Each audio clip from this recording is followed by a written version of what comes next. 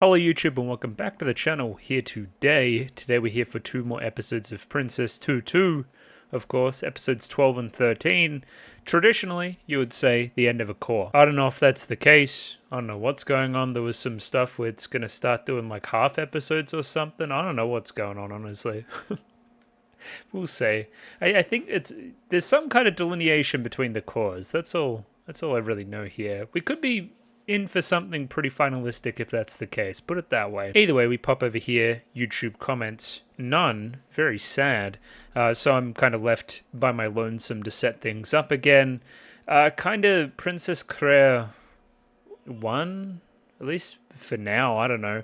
It seems that she's, I don't know, taken back over Muto and like possessing him again and all that comes along with that, not letting him exercise his own free will and using his emotions and gaining emotions and wanting to have a heart and all that other kind of stuff. There was a fun plan there whereby we scammed Ahiru slash Tutu. I thought that was pretty interesting. General foreboding tone in that episode 11, leading into the climax where the bad thing happens. As for how bad it is, because the episodes, in my opinion, end in kind of weird spots, it's hard to really quantify right now. We're gonna see how the status quo shifts upon the changes at the end of episode 11. I'm foreseeing some like Ahiru Fakir unlikely duo team up stuff. Because put it this way, like Tutu's for Muto, right? And wants him to get his emotions back and regain his heart and all that other kind of stuff. And maybe confess love and everything else. There's all that crush stuff rolling into it as well. And Fakir's all about fucking hating the Raven and wanting to protect the prince from the Raven and not let things go back to the way they were. And he's a very big status quo guy as well, and he also may be in love with Muto. The jury's still out. So yeah, their interests align, let's say. I feel like that's where we should be going next. IMO. This, of course, will add more fuel to my, Fakir Ahiru ship them maybe stuff I have going on. I'm seeing it. I choose to see it for sure. You know who else I choose to see? My patrons, of course. So yeah, I have a Patreon. It's linked in the description below if you'd like to support me and get episodes 1 week early. Then yeah, it's linked there. $6 a month is all that you need. And yeah, as well as Tutu, if you're a really big Musume person, potentially it's something that may interest you, as well as Mushi-Shi, the ever-present Mushi-Shi, of course. Either way, a very big thank you to my patrons, starting here with Sean, Ace Lightning, AJ, Akomancer, Bananarama Hamadama-sama, BD422, Brendan M. Gibbons, Brett Jones, Bryce Peak, Capella, Choberibi, Copley, Cure Dynamic, Dakota, Dapper Dwarf, Diark Lord, Ed, Fancy Question Mark, Fried Rice, Fruit, Gloriana Tenebrae, Glank, Hans Peter, Ika, Yako Yavnen, Jacob R, Joran, Kasogtha, Clem, Cod Begemot, Lick H, Lou, Matthew Bratcher, Mickey Babbers, Miru, Mistake L. Chen, Molly Weinberger, Mr. Maniacs, Nature Without Man, Noah, Parnick, Pencil Shop 333, Pike, Runlad B&K, St. Lily, Sal, Sam1373, Sarah Longe, Skeleton, Tentacle Member, Waifu Overdose Without a Net, Jambi Boo, Binshi, Kelvin, Hayato138641, and Aidan O'Brien. Thank you very much for giving me money. I enjoy the money. And yeah, I mean, let's dive right in here to episode 12. We're going to do a couple here tonight. I'm excited to see what's next. It's in a precarious spot at the moment. I want to see the next, whatever is next. I'm interested. So yeah, let's go do that now. Sounds like a plan. And there we have it. Episode 12 up there, ready to go. 23 minutes and 56 seconds on this one. Sync up accordingly with your own copy. I have the official version. Please get that version if you'd like to sync up with mine. If not, there's a picture-in-picture version in the description below for your viewing pleasure. Let's give this thing a 3, 2, 1. Radio, 3, 2, 1, go. Oh, instant itchy nose. Handsome.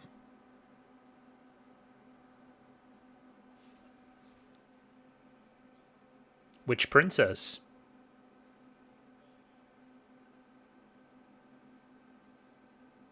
Probably Crow.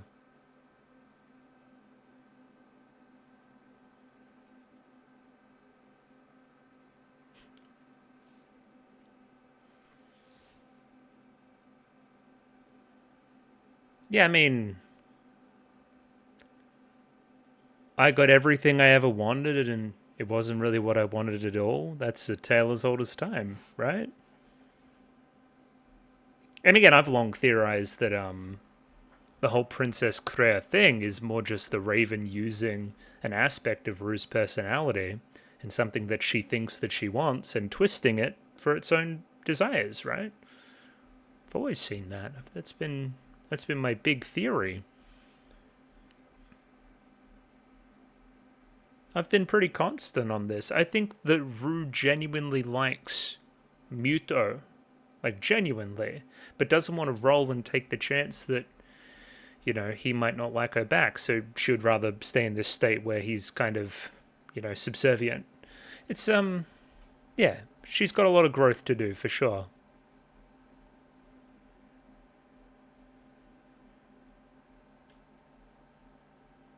What's it? Is it a Twilight Zone maybe? It's the casino where you gamble and you win every time. Or maybe I'm just thinking in the Futurama parody. I don't know.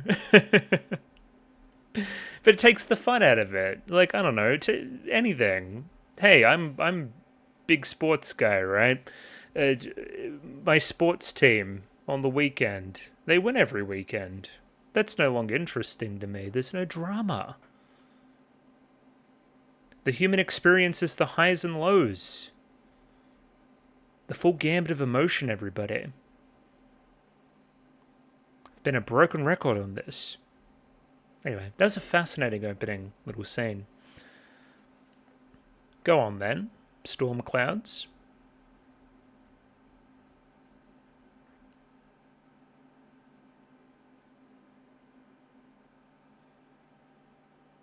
Mm-hmm. Yeah, I must remember what happened to you too. You all, like, you got all fucked in the head. And even pecked by birds, sure. Okay. Could mean nothing.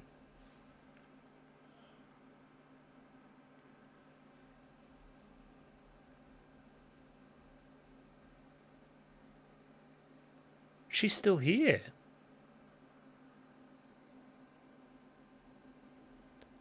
So I'm imagining the Muto's bunking with the enemy.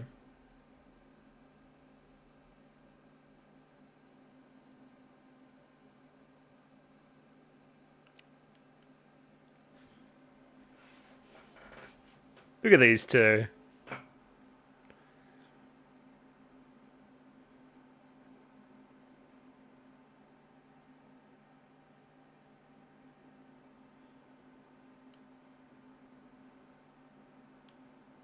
Our goals align.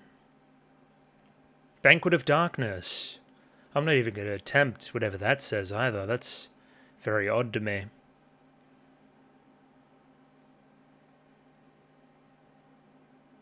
Ooh, this is sick.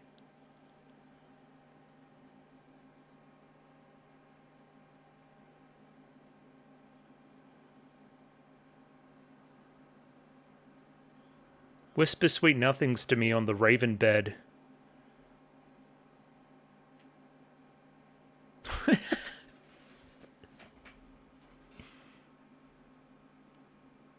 Oh, a heap.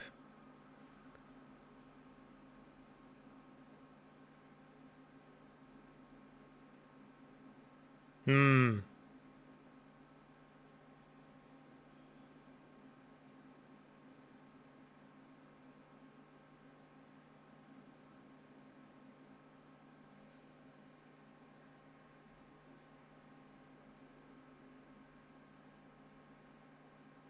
That's fine, you say.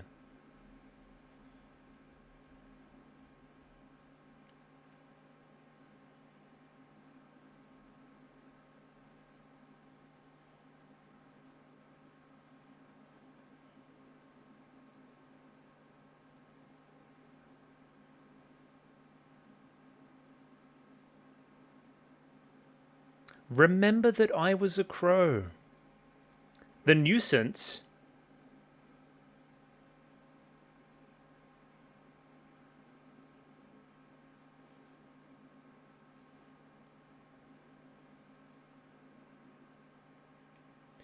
You can talk with him? She can do that?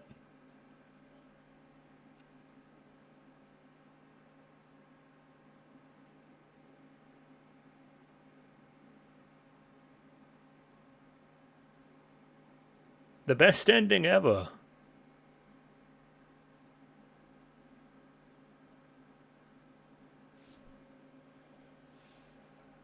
Some kind of lake that people haven't visited?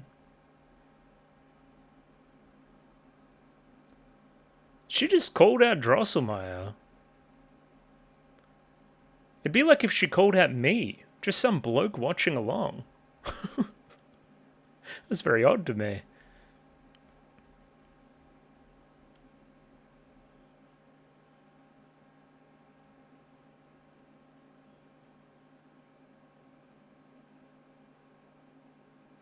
He's at the Banquet of Darkness?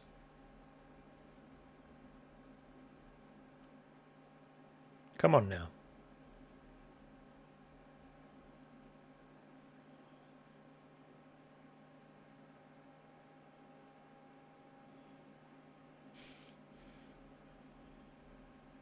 She's at least got some ideas. Had a little smile there for Kier. Come on now, don't get all soft on me.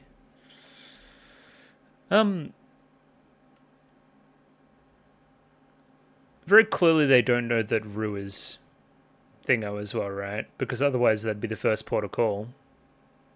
It's Neko-sensei or something stupid.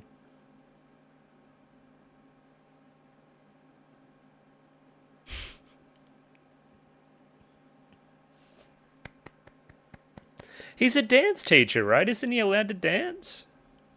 Why be embarrassed?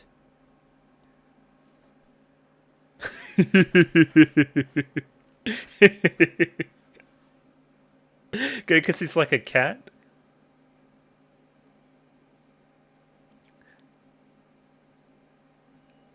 That's very well animated, too.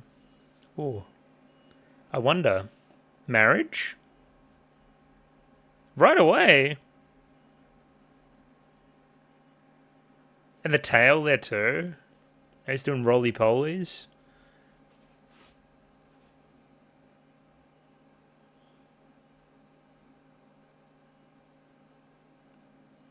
Ah, found him.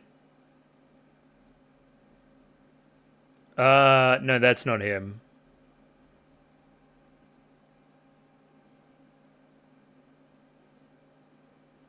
He's even more fruity than normal.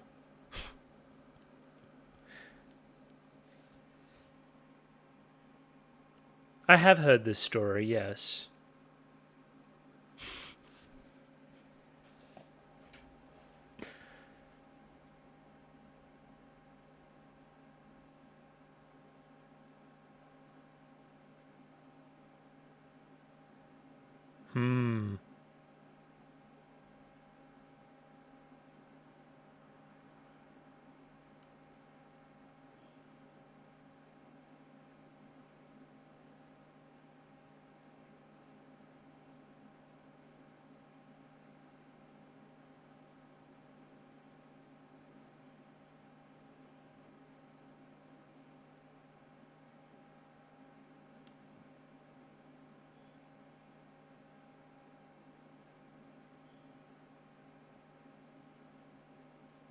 But the story's not done.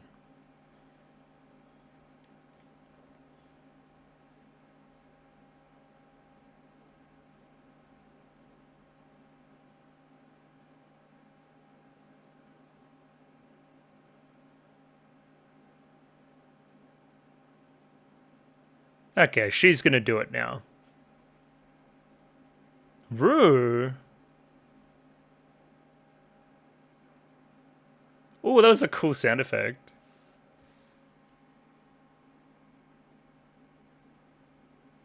Oh.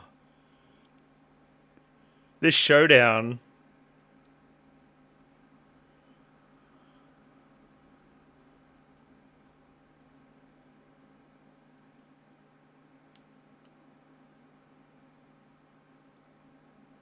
Something he left behind. Oh. Yeah, I needed that, actually.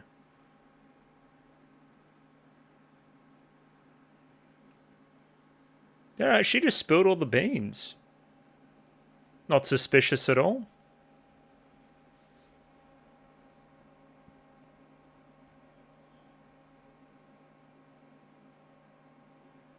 Darkness to silence. Oh, you're gonna lead us. Well, I mean, this is all part of, I mean, at least Rue's plan, Princess Claire's plan, Drosselmeyer's plan, they're all kind of intertwined now a little bit. So whatever you're doing right now is the preferred thing for the bad guys, let's say.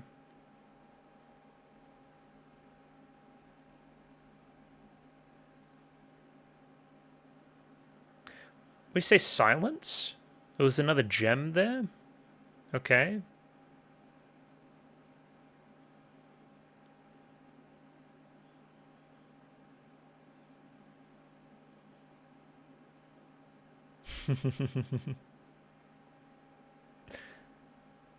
Oh.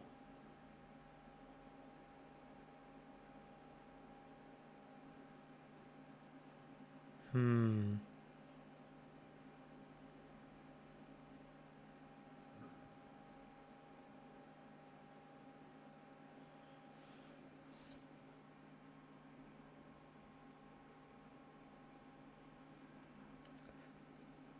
Hmm.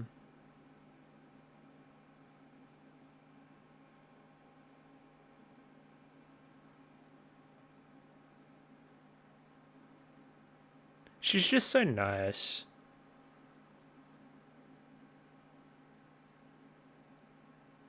Don't think that was part of the plan.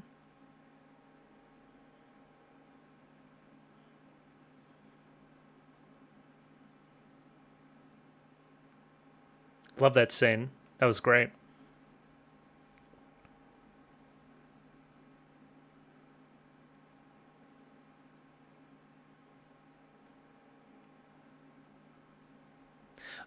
I'm wondering about all the puppet stuff at the start of the episode.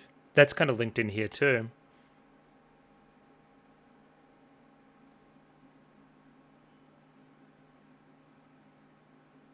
Okay, so but Drosselmeyer saw that basically, and he's unimpressed. We'll need to keep that in mind too.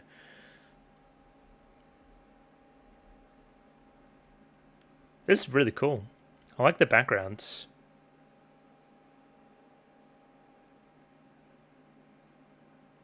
Thanks, Dad.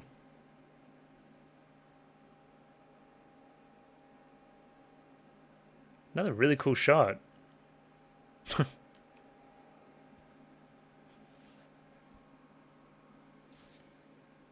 She's a mess.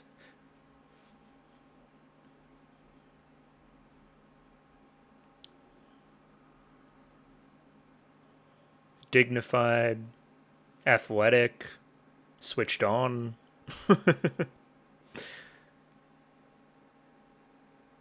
Hmm?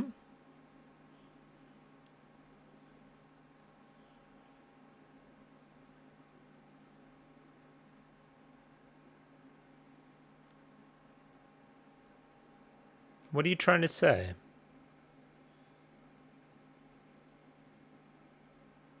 We're getting closer, you think?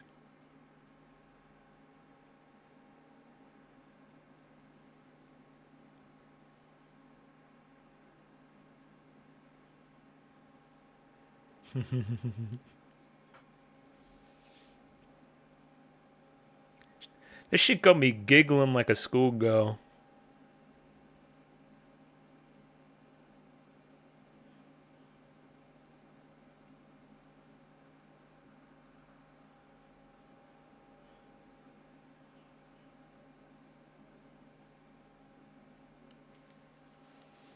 He's handsome.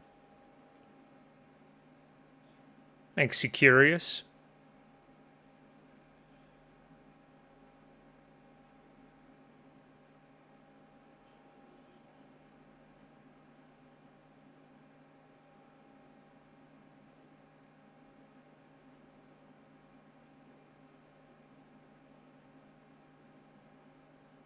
Music's awesome.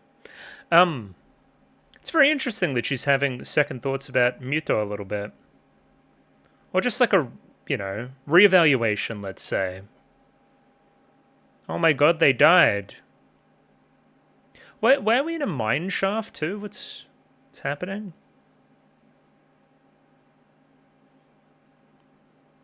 This part of the story is very cinematic. It's cool.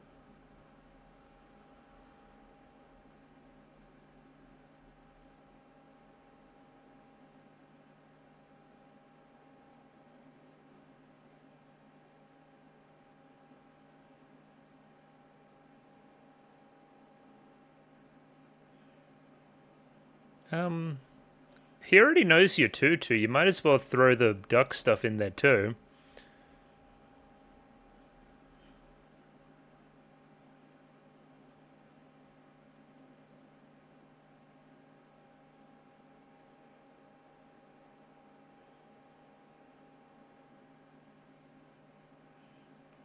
In for a penny, in for a pound. Why not? Okay, bye. Time to duck.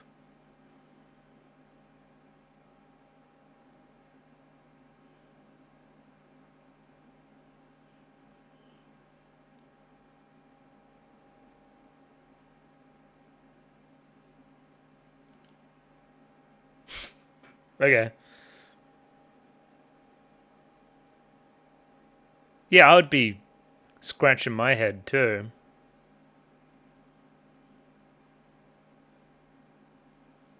It's a pendant for her not to be a duck.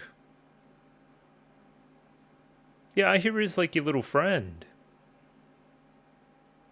Oh, no.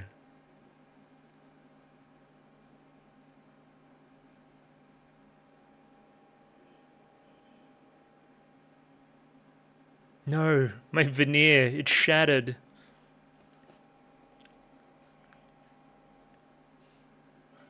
I don't think... Well, ducks can drown, obviously, but they're pretty good swimmers. They normally have it pretty figured out.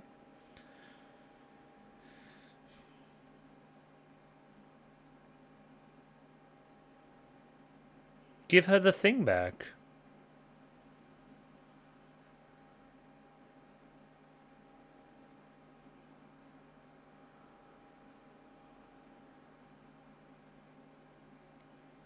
Oh! Oh, that's fantastic. That's just fabulous. Oh, so she's naked. Oh, no. Close.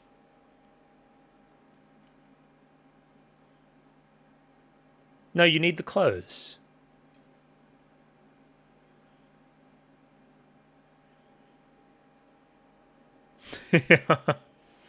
She's bad at this.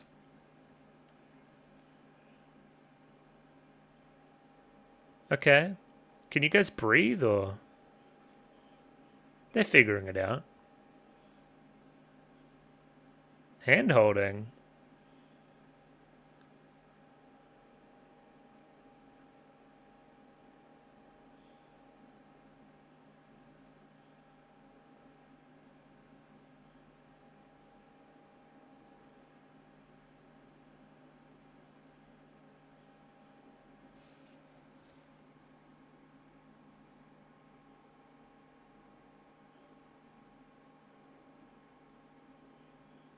Ooh.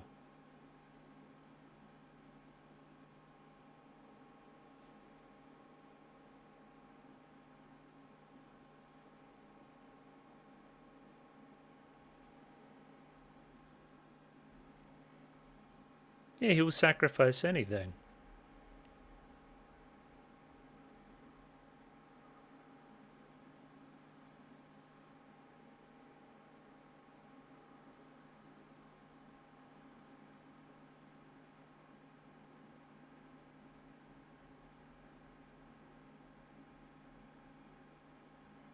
Ugh! Why is she moving? She's moving like Drosselmeyer. Appearing in the shadows and stuff. This is crazy. What does this remind me of?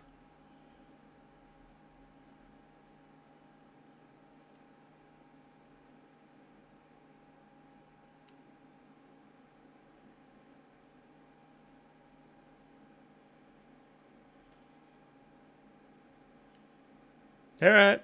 Fight to the death.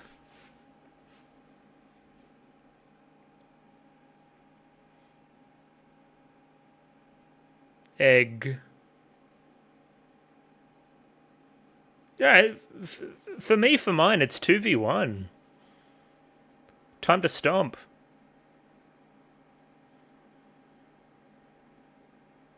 Oh yeah, but Tutu doesn't really do violence.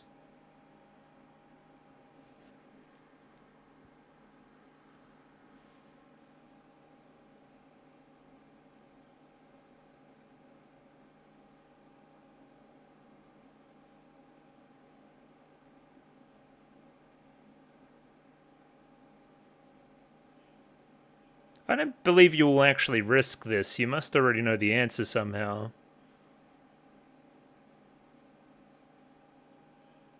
Is this where we're going to... Okay. Very, very, very happy that that isn't where I'm stopping for a week. That would be fucking just unbearable. I get to learn very soon. Turns out I was right on the money with our original odd couple fucking team up type stuff we're doing with not Muto, Fakir and Ahiro.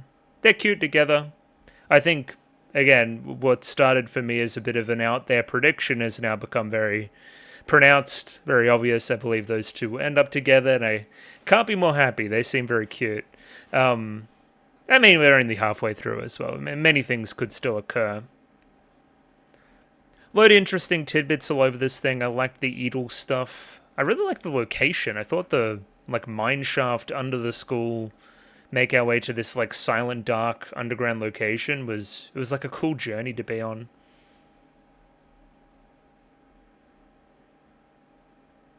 Also, Rue said, I get to drop the act and all that kind of stuff. Drop the Rue. Rue never existed. I was always the Raven. There's truth to that, obviously. I believe you were born from the Raven, but that doesn't mean that you haven't grown and changed throughout time. Oh. Oh yeah, no next time on, so I can't do that. It's illegal. So yeah, you'll see me in but a moment for a little bit more Princess Tutu, episode 13. Although I am exceedingly white, and that is a longer length episode too, episode 13. 24 minutes and 57 seconds on this one. Sync up accordingly with your own copy. I think I'm correct in my assumption, whereby this is going to have some amount of finality to it. This is the end of the first core, and things may change after today. Interesting. Okay, we'll see. I already gave you the time code, picture-in-picture, official stuff. Let's give this thing a 3, 2, 1. Radio, 3, 2, 1, go. Swan. Okay, yeah, bet.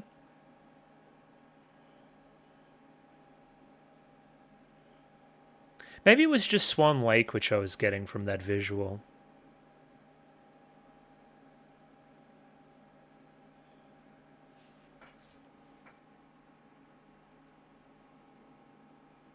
Love the eyes there. That's cool.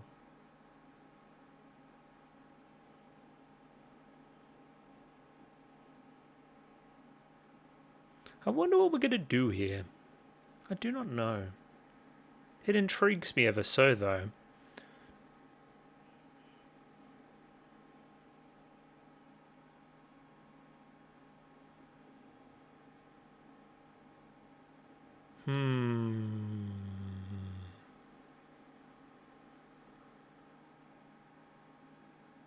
How would we feel about an Ahiru confession in this episode? It'd spice things up, most certainly, wouldn't it? And then she... something like that. It's what the story does. It's what the story says that, is to occur. It is Ahiru's fate, or Tutu's fate, excuse me.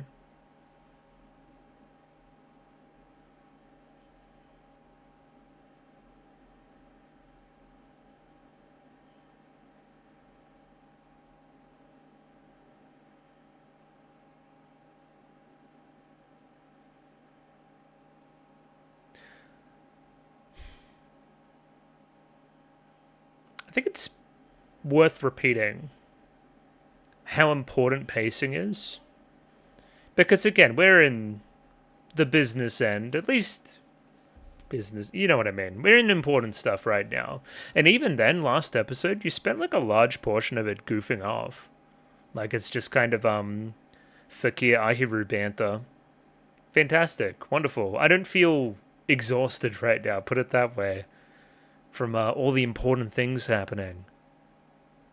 And trust me, today I have every excuse to be exhausted. I'm just fucking keen.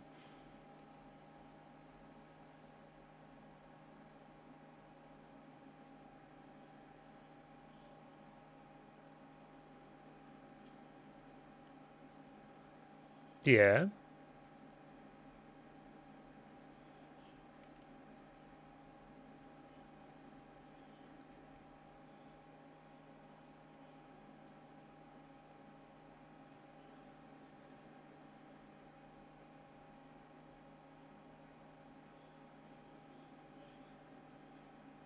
You're a weirdo.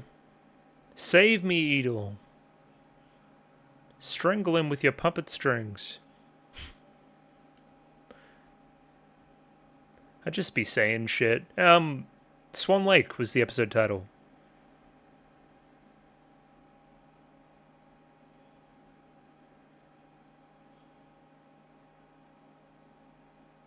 It's a masterful gambit. Thank you, bro.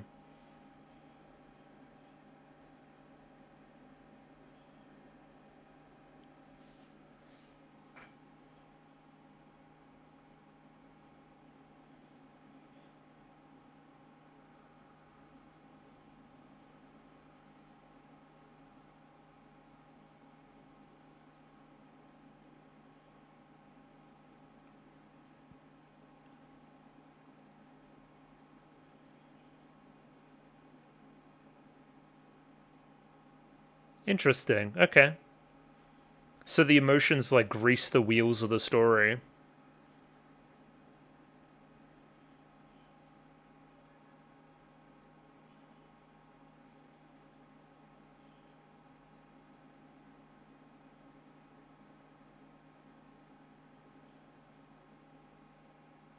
We quite enjoyed our break in the story.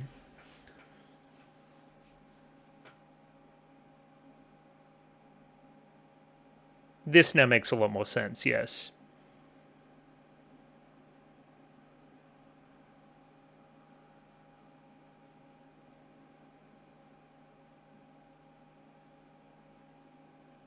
But we must be brave and face the story, everybody.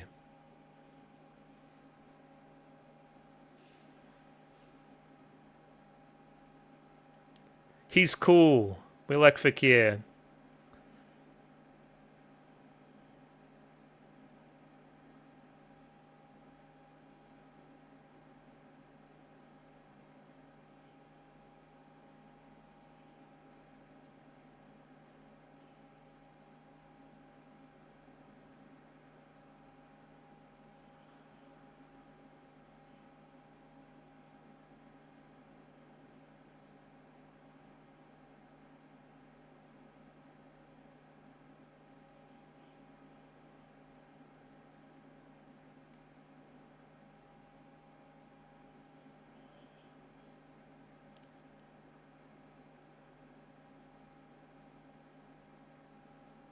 Hmm.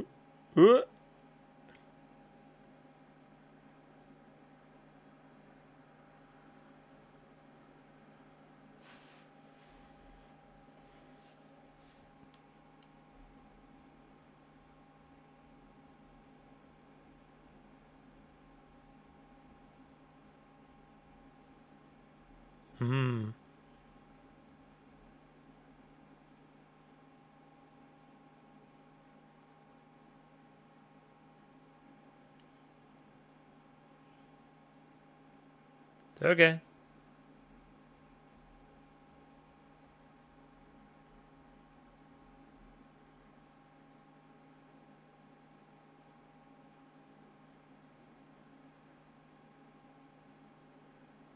Well, what's the play then?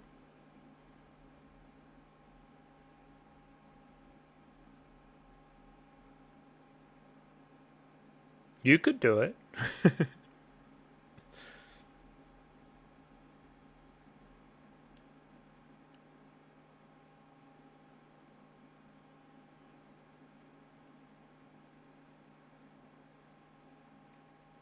Liked that a lot too. Yeah, dude. It's fair to say, so much stuff in her dialogue there before was like, there's only one answer. I've ensnared you. I've trapped you to do only this one thing. Oh my god, they're cunt. Jesus. So much about fate. Yeah, this is very, very obviously the theme.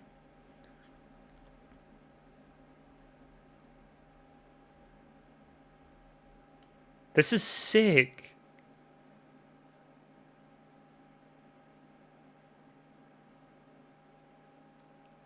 This is...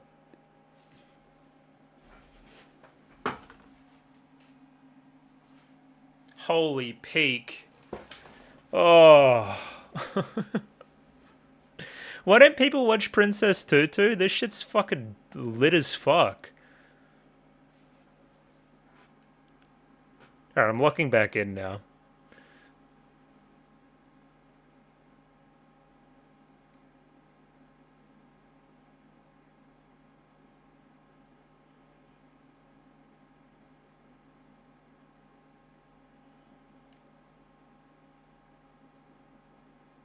Oh, look behind you. Tutu has been ensnared. Oh, what is... Cheetah? You gotta watch out for a big claw, buddy. A giant thing that'll slice you in twain. Like that.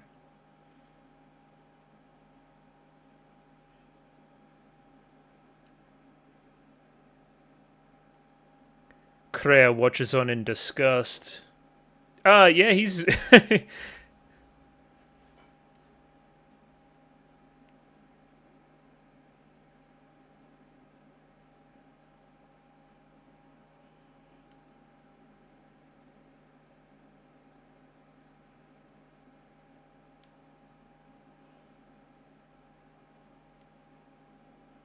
He'll come back.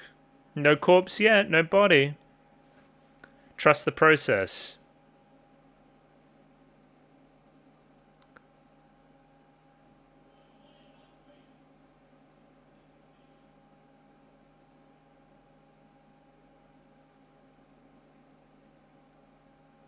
Oh, yeah, the shirt, dude. Oh, One Piece.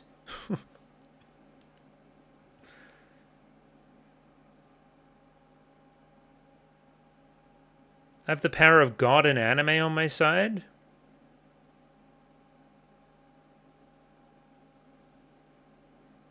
Oh, the sword? Oh, shit.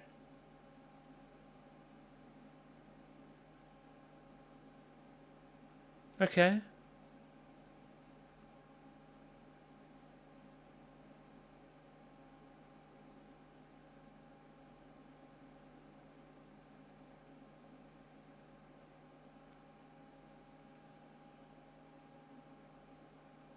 Thank you, Jesus.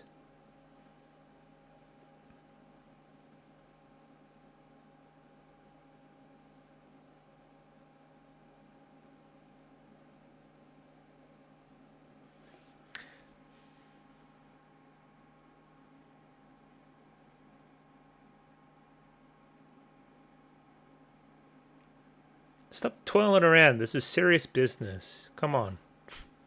Focus up.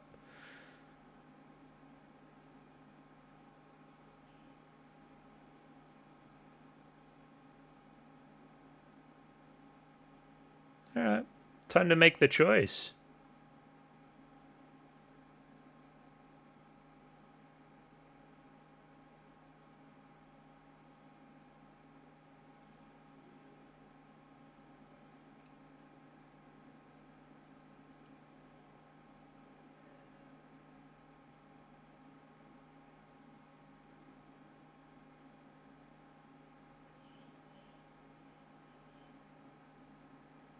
She's doing something? Pas de deux.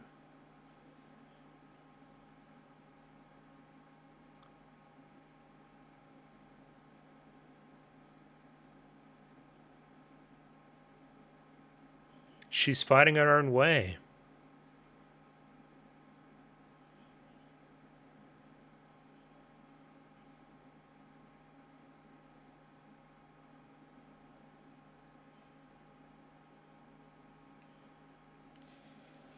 You got him on a technicality. Yes.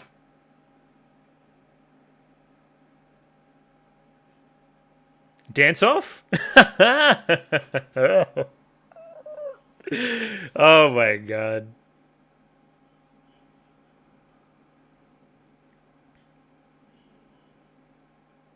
How can you not love it?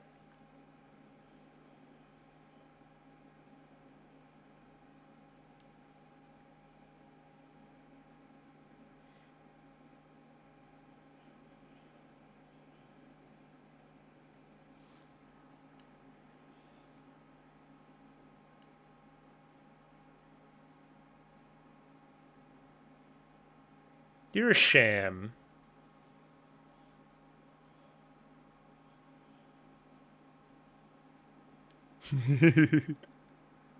Oh, I've missed you.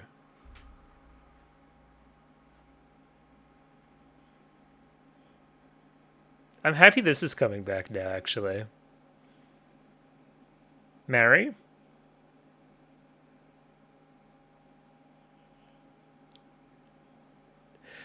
Psychological torture.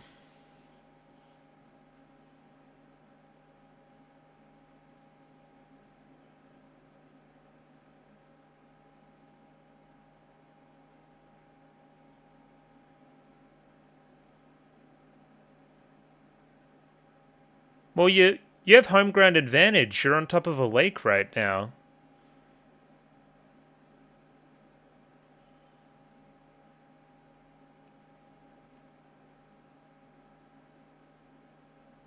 The crazy part is I don't even think that's that far from the truth. Well, she said stop and the music stopped. I liked that.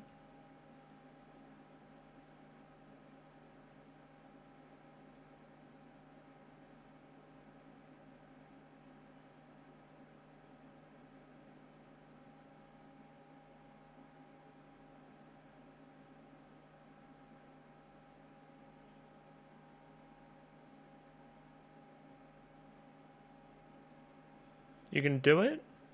Doing the thing?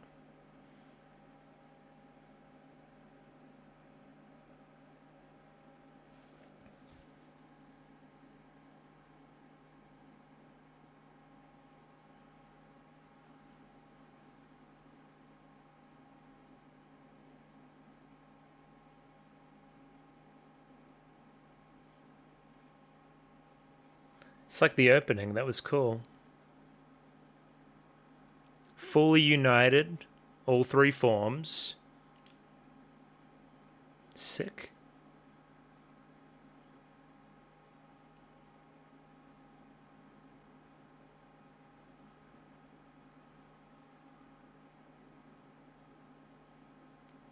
Is it? He looks pretty enamored to me. Whoa!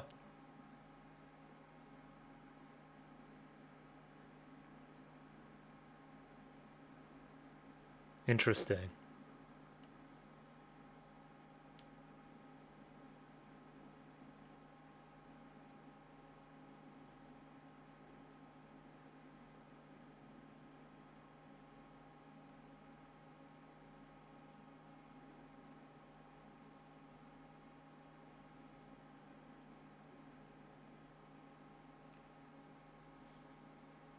Sure.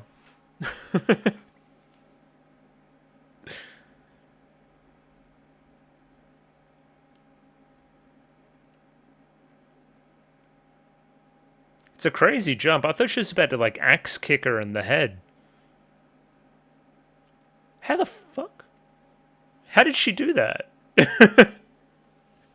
She's incredible.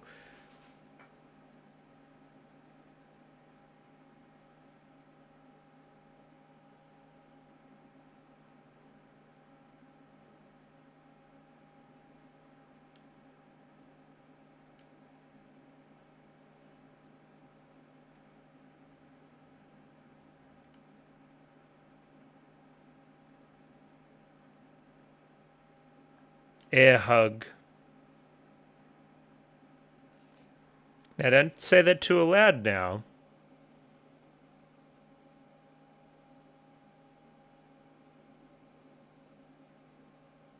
Go on.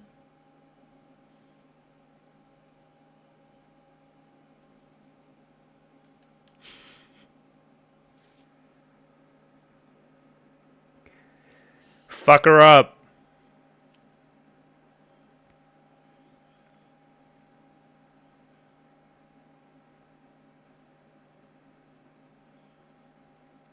He's back.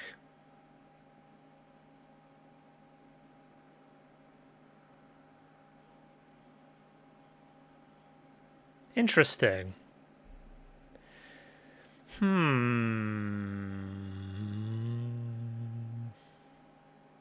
But what of you?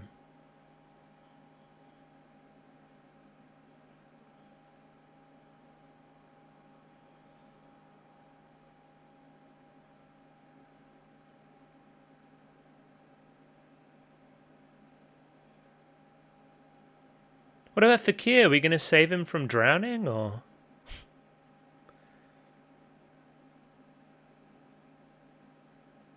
You activated my trap card?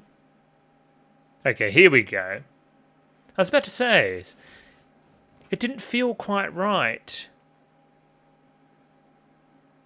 There's still an evil presence lurking. Ever so.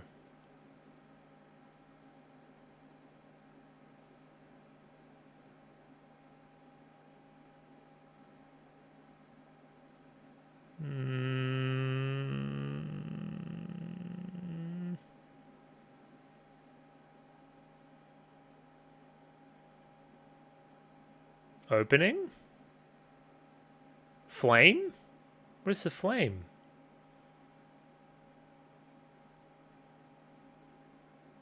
Whoa, whoa, whoa, whoa, whoa, whoa, whoa, whoa, whoa, whoa, whoa.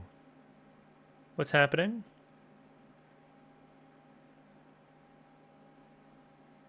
Okay. Consciousness, that's good.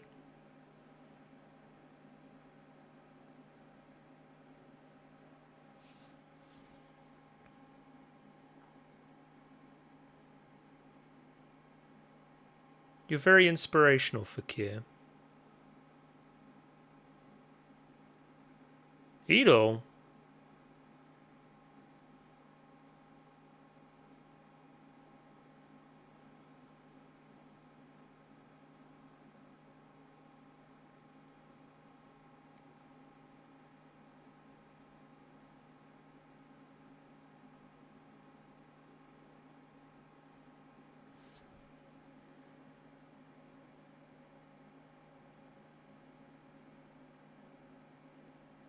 They burnt us.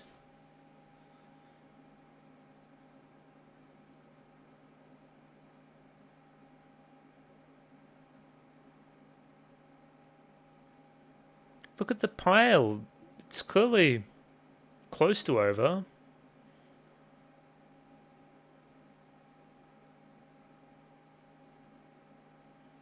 Okay. Whatever you say, weirdo. What are we, warming up? Doing some stretches? I'm a bit sad about Edel.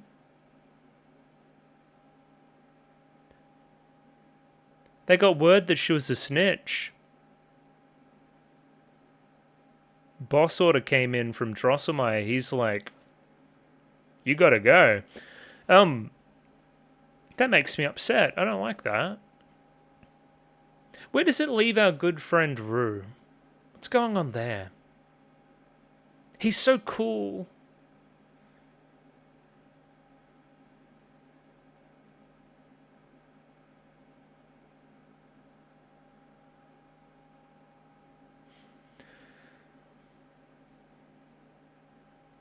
I'm very happy that I still have a bunch more episodes because, in a lot of ways, we resolved some stuff, but a lot still seems to be unresolved.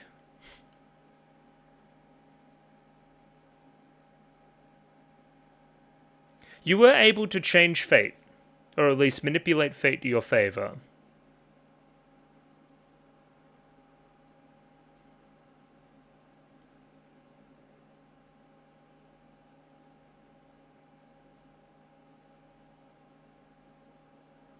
Not gonna get up and dance, Fakir? I'm in the corner, watching you kiss her.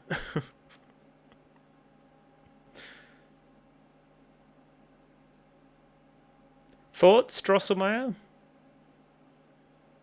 Don't get too excited now.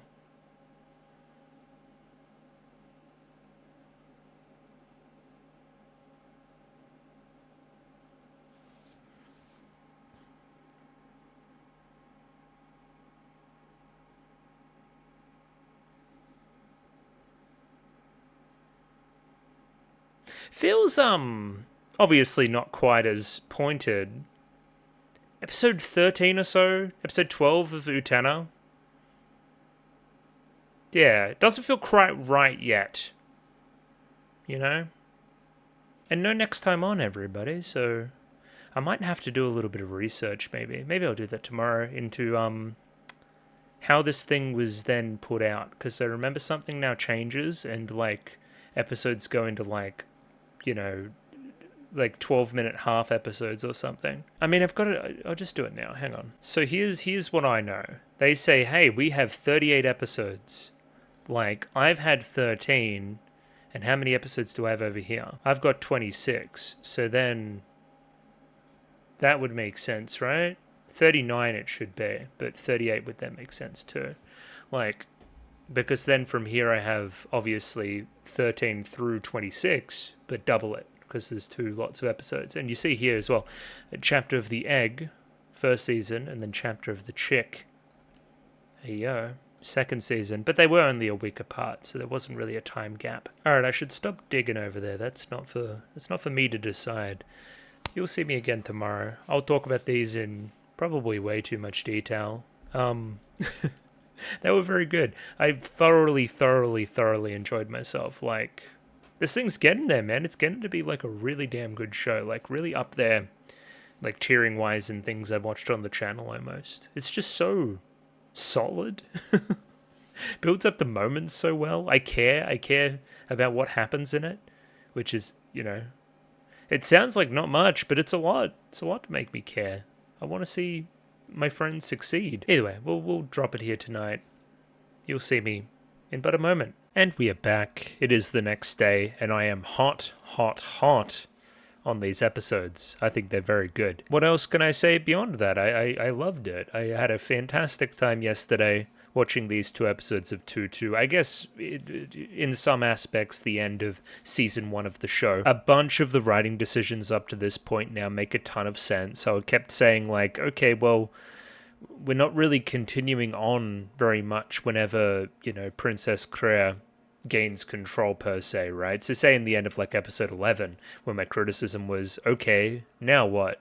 We finally got to see and now what? And it was great. It was fantastic. Just episode 12 and such this focus on this, like, odd couple aspect between Fakir and Ahiru. I really ship it now. I think those two are great for each other. I really like their dynamic. I thought that was, like, the shining light in that episode.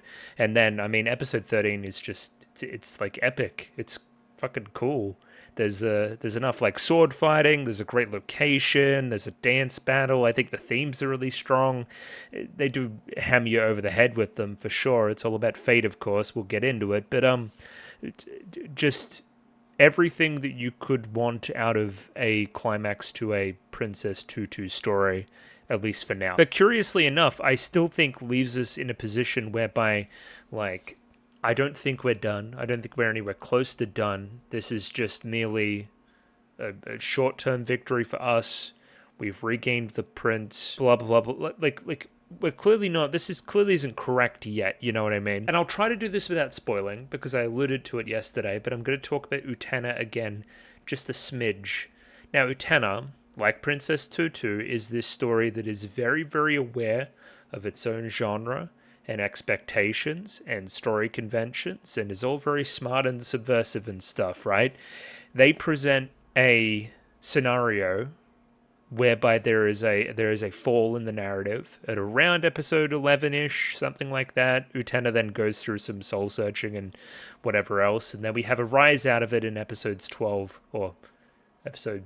Yeah, anyway, at about this point in the story, let's say we end in a place there where she defeats the bad guy for that area of the story and wins back the princess, right? It's kind of very similar to what's happening here. That decision, if you've seen Utena, is proved like remarkably shallow compared to what happens in the rest of it. And I'm very excited because after this point in Utena as well, you delve into the best stuff in the show, in my opinion. So like, excited, very, very excited if we go anywhere close to as good as that stuff is. Yeah. Anyway, enough gushing about Utena. But like, it's remarkably similar in my mind. I think Ahiru is starting to get on the right track a little bit by questioning, like, okay, I've never really thought about it, but why do I like Muto?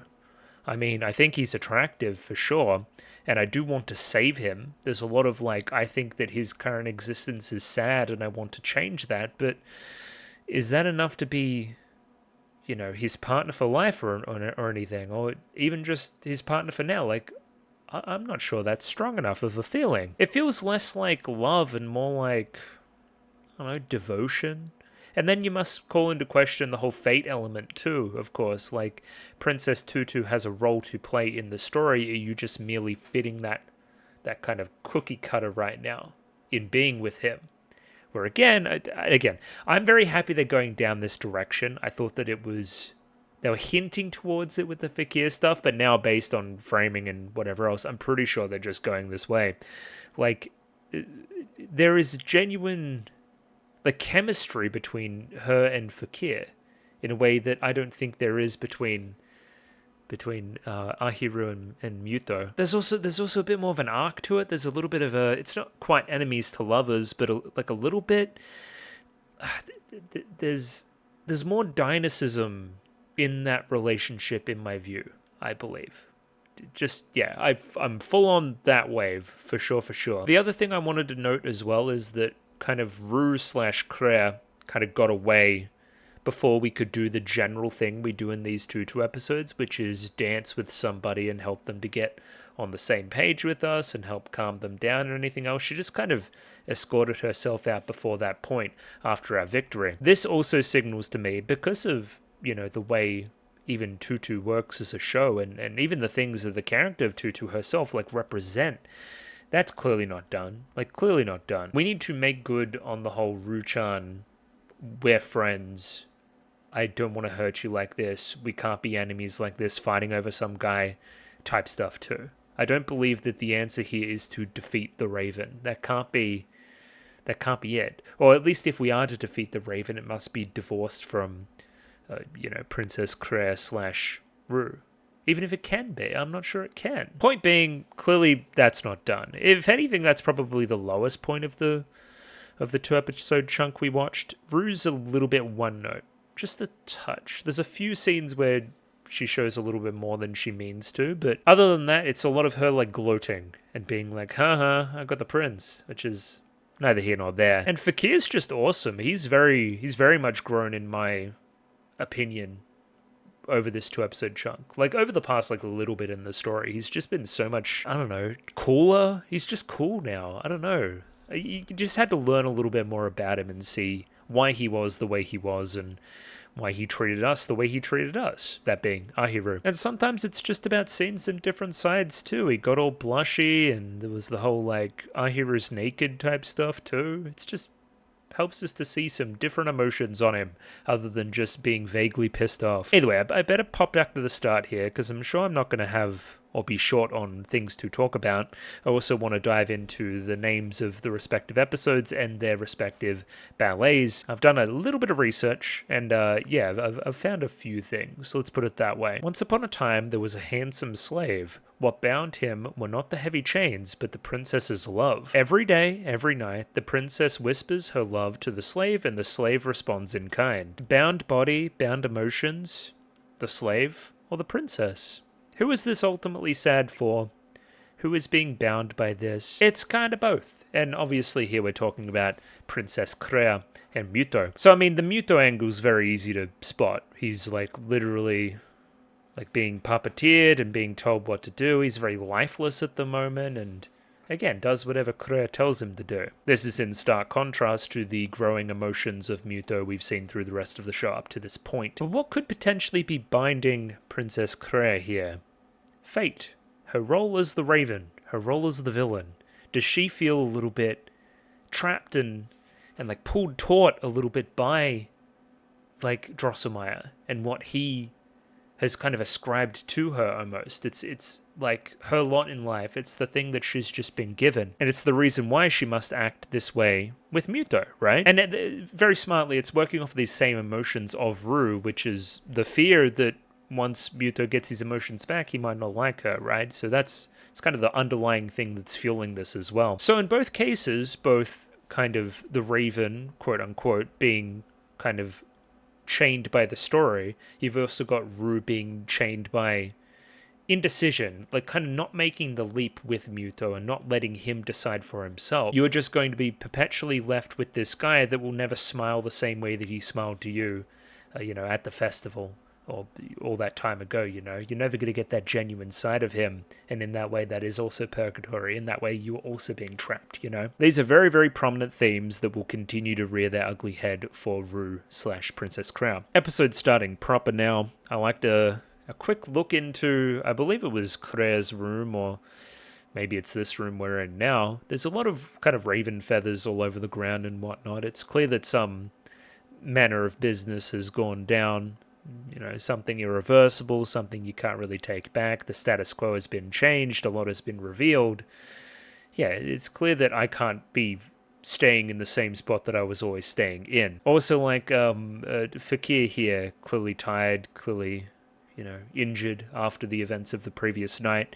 Princess Crea getting the upper hand there and you falling to the ground. You've been saved by Tutu. Hello, Tutu. And instantly, I'm just all about this. What do you mean she, slept by his bed the entire time to make sure he was okay and bound his wounds and helped him home and stuff? And surely he's feeling that too, Fakir. 100%. It's very cute. I should keep saying that word cute as well, because you get a lot of cute duck in this episode as well. Like the duck form. I feel like they really, follow through on that in a cool way. They know how to draw a cute duck. And yeah, so then the episode has its structure. We don't know where Muto is. We need to go find him. Our interests align. You clearly care about this guy. I clearly care about this guy. Let's work together to try to find out where he has gone. It is crucial information at this point that both Fakir and Tutu don't know that Rue is Princess Crea. Something we learn at the midpoint, which would have made things a lot easier and given us some more clues to jump off of. Either way, we have the ballet here, which this is based off of. Prepare for this. Scheherazade. Sure, we're going to say that. Or the episode's also just called Banquet of Darkness, which isn't really relevant to what I want to talk about, which is, of course, this name, which means 1001 Nights, which is a Middle Eastern folktale, which I'm sure I've heard that title before somewhere. So this one's a little bit airy-fairy because, it's a ballet based off this collection of tales, which has its own framing device, which I think is quite interesting here. It's probably the thing I'm going to talk about the most. But the ballet itself, or at least many renditions, are just the first of the 1001 Nights from the collection of tales. That's the general story of the ballet, which I think has less relevance, but is still kind of there as well. So either way, we have Scheherazade, of course, saves her life by telling her husband, the Sultan Shahryar, a compelling story each night. So, I believe the way it goes is the Sultan got cheated on by one of his ex-wives. So now he keeps wiving other ladies and then killing them after their wedding night.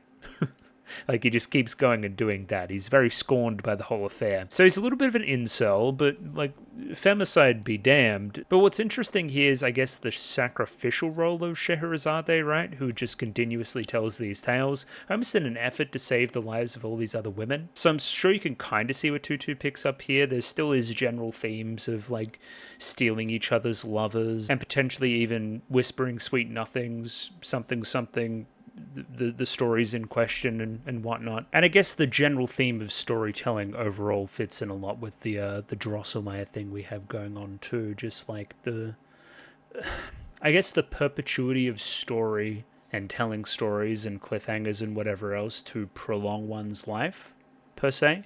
It begs the question, what happens to everybody once the story's done? What happens to Drosselmeyer once the story's done, especially a character that is canonically dead? Like, what happens there? Are you potentially telling these stories to prolong your own life or something akin to that? Again, I think more than a direct... Because the Swan Lake stuff we'll get into next episode, that's all very pointed and direct. This stuff, it seems like it's a little bit more airy-fairy, more thematic than direct. Either way, Princess Claire, she has everything she wants right now. Nobody can disturb her. They just have each other.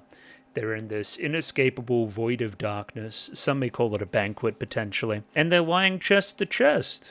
They're like, they're doing it. This is exactly what you wanted. This is it. This is what you wanted. Here he is. Doesn't he look so in love? Muto is left as nothing but a soulless, emotionless kind of husk of a human. Right? He's a puppet. You're pulling the strings for him, but he's doing the things you say that you want him to do. But isn't that inherently less special? Doesn't come from his own point of view or emotions or anything. It's just, it's like a toy. You pull the string and then it says the line. There's no fun in that. And Claire realizes this. She's never going to get what she wants from him anymore, right? Considering the piece that I've pulled out, and I don't want to give that back because, hey, if you're going to love somebody, I've taken this love away from you. If you are going to love someone else, it's better that you not love anybody. Right? I just want to completely take control over whatever you have. And with all this room here as well, Princess Claire, nobody else to bounce anything off of, nobody else to challenge her. She spirals, right? Even though she's in a room with somebody, she's really not. So then she's like, okay, well, it's only because you, Muto, you didn't love me enough. And it's like, no, I can't blame you either. Well, it must be some other person's problem, right? If you hadn't started to regain your heart, right? If you didn't go down that path, then everything would have went fine as well, right? As we learn in episode 13, the kind of Tutu restarting the story is very significant, right? Because we had a nice kind of truce almost, a ceasefire kind of Fakir, Ru, and Muto before Tutu came in and restarted things again. So now in your own spiraling, you're like, okay, it's her fault for even starting again, starting the tale up. It's forced me to return to my villain role and forced you to return to your prince role and forced both of us to now be in conflict. Therefore, if Tutu was to disappear, then everything would go back to normal. No more Ahiru, no more Tutu, no more nothing. I could just have you. Scenes like this are really fascinating because she is talking to nobody. She's essentially monologuing, right? Like, even though she's like looking at him and trying to bounce ideas off of him, he's nothing right now. Like, all of this is just to see her descent, really, into making the decisions that she makes, setting up the thing for Drosselmeyer, even specifically calling Drosselmeyer out here too, to set up this confrontation, to set up the thing. What a fantastic moment too, breaking the fourth wall inside the inside the four walls of the story already, but breaking their fourth wall, let's say, and turning and going, hey guy writing this story, isn't this exactly what you wanted to happen? Well, let's get this thing going. I've got a good idea to get some drama for your story. Growing more and more is my affection of this space that we set Drosselmeyer in as well, and all the gears turning of the story, him in supreme control. It really feels like, like, I don't know, like a grandparent or somebody sitting in the corner, rocking chair with a book. That's the kind of vibe it gives. Like classic storyteller at the moment. The gear metaphor just so strong, and it kind of grinding to a halt when the story's going to end, when kind of Tutu was doing her thing, Ahiru didn't want to be Tutu, and the gears starting up upon the first episode as well. It's also so clear now, that metaphor. It's a fantastic space that we're in here. So yeah, now those two are literally working in tandem. We have kind of Ru and Drosselmeyer literally talking to each other in cahoots, planning a confrontation here. A lake that nobody has seen for 200 years. Oh my god. I just think that's fascinating. Just, I don't know, a character that's aware that they're in a story and actively talking with the storyteller to bend things to their desires at this current time is lovely. It's fantastically well done. I don't know. You know me, I love my meta stuff where we're playing with story and whatnot. So that's just full marks for sure. What it allows us to do as well is those two, Drosselmeyer and Rue, now actively set the fate of the two others that we're going to watch in the story, right? Okay, if we're aware of the story as a whole, we can also dive in and see what the other characters and what they're doing and what their motivations are and whatnot. So then we can skew things to get them to be where we want them to be at certain times. That's what Rue's counting on. Again, Drosselmeyer's like bird's eye view on the story and being able to force pieces into their right spots. I love to see how Drosselmeyer uses Edel in this regard as well. It becomes clear how this happened in the past. You know, the kind of episode 11 stuff with the love gem and whatever else. It's very clear that was all planted now. It's very clear the stuff when, again, our hero didn't want to be Tutu. That was all planted as well. Like this lever that Drosselmeyer can pull in the form of Edel to get things to happen. Anyway, back to the idea of fate as well. Like, we've locked in a confrontation for these characters already, and they're just merely walking towards their doom, which makes, again, all the stuff where it's like, oh, you know, you think you're going to win this encounter, but no, Kreia has another move. It's like, yeah, of course she has another move because she planned it. She planned for you to be here at this time and what you would do and where you would be and what you would have and all that other kind of stuff. That's just, again, fascinating to me and really strengthens the fate stuff in episode 13. Taking a step back from all my airy-fairy talk about the story as well, these two are just adorable together.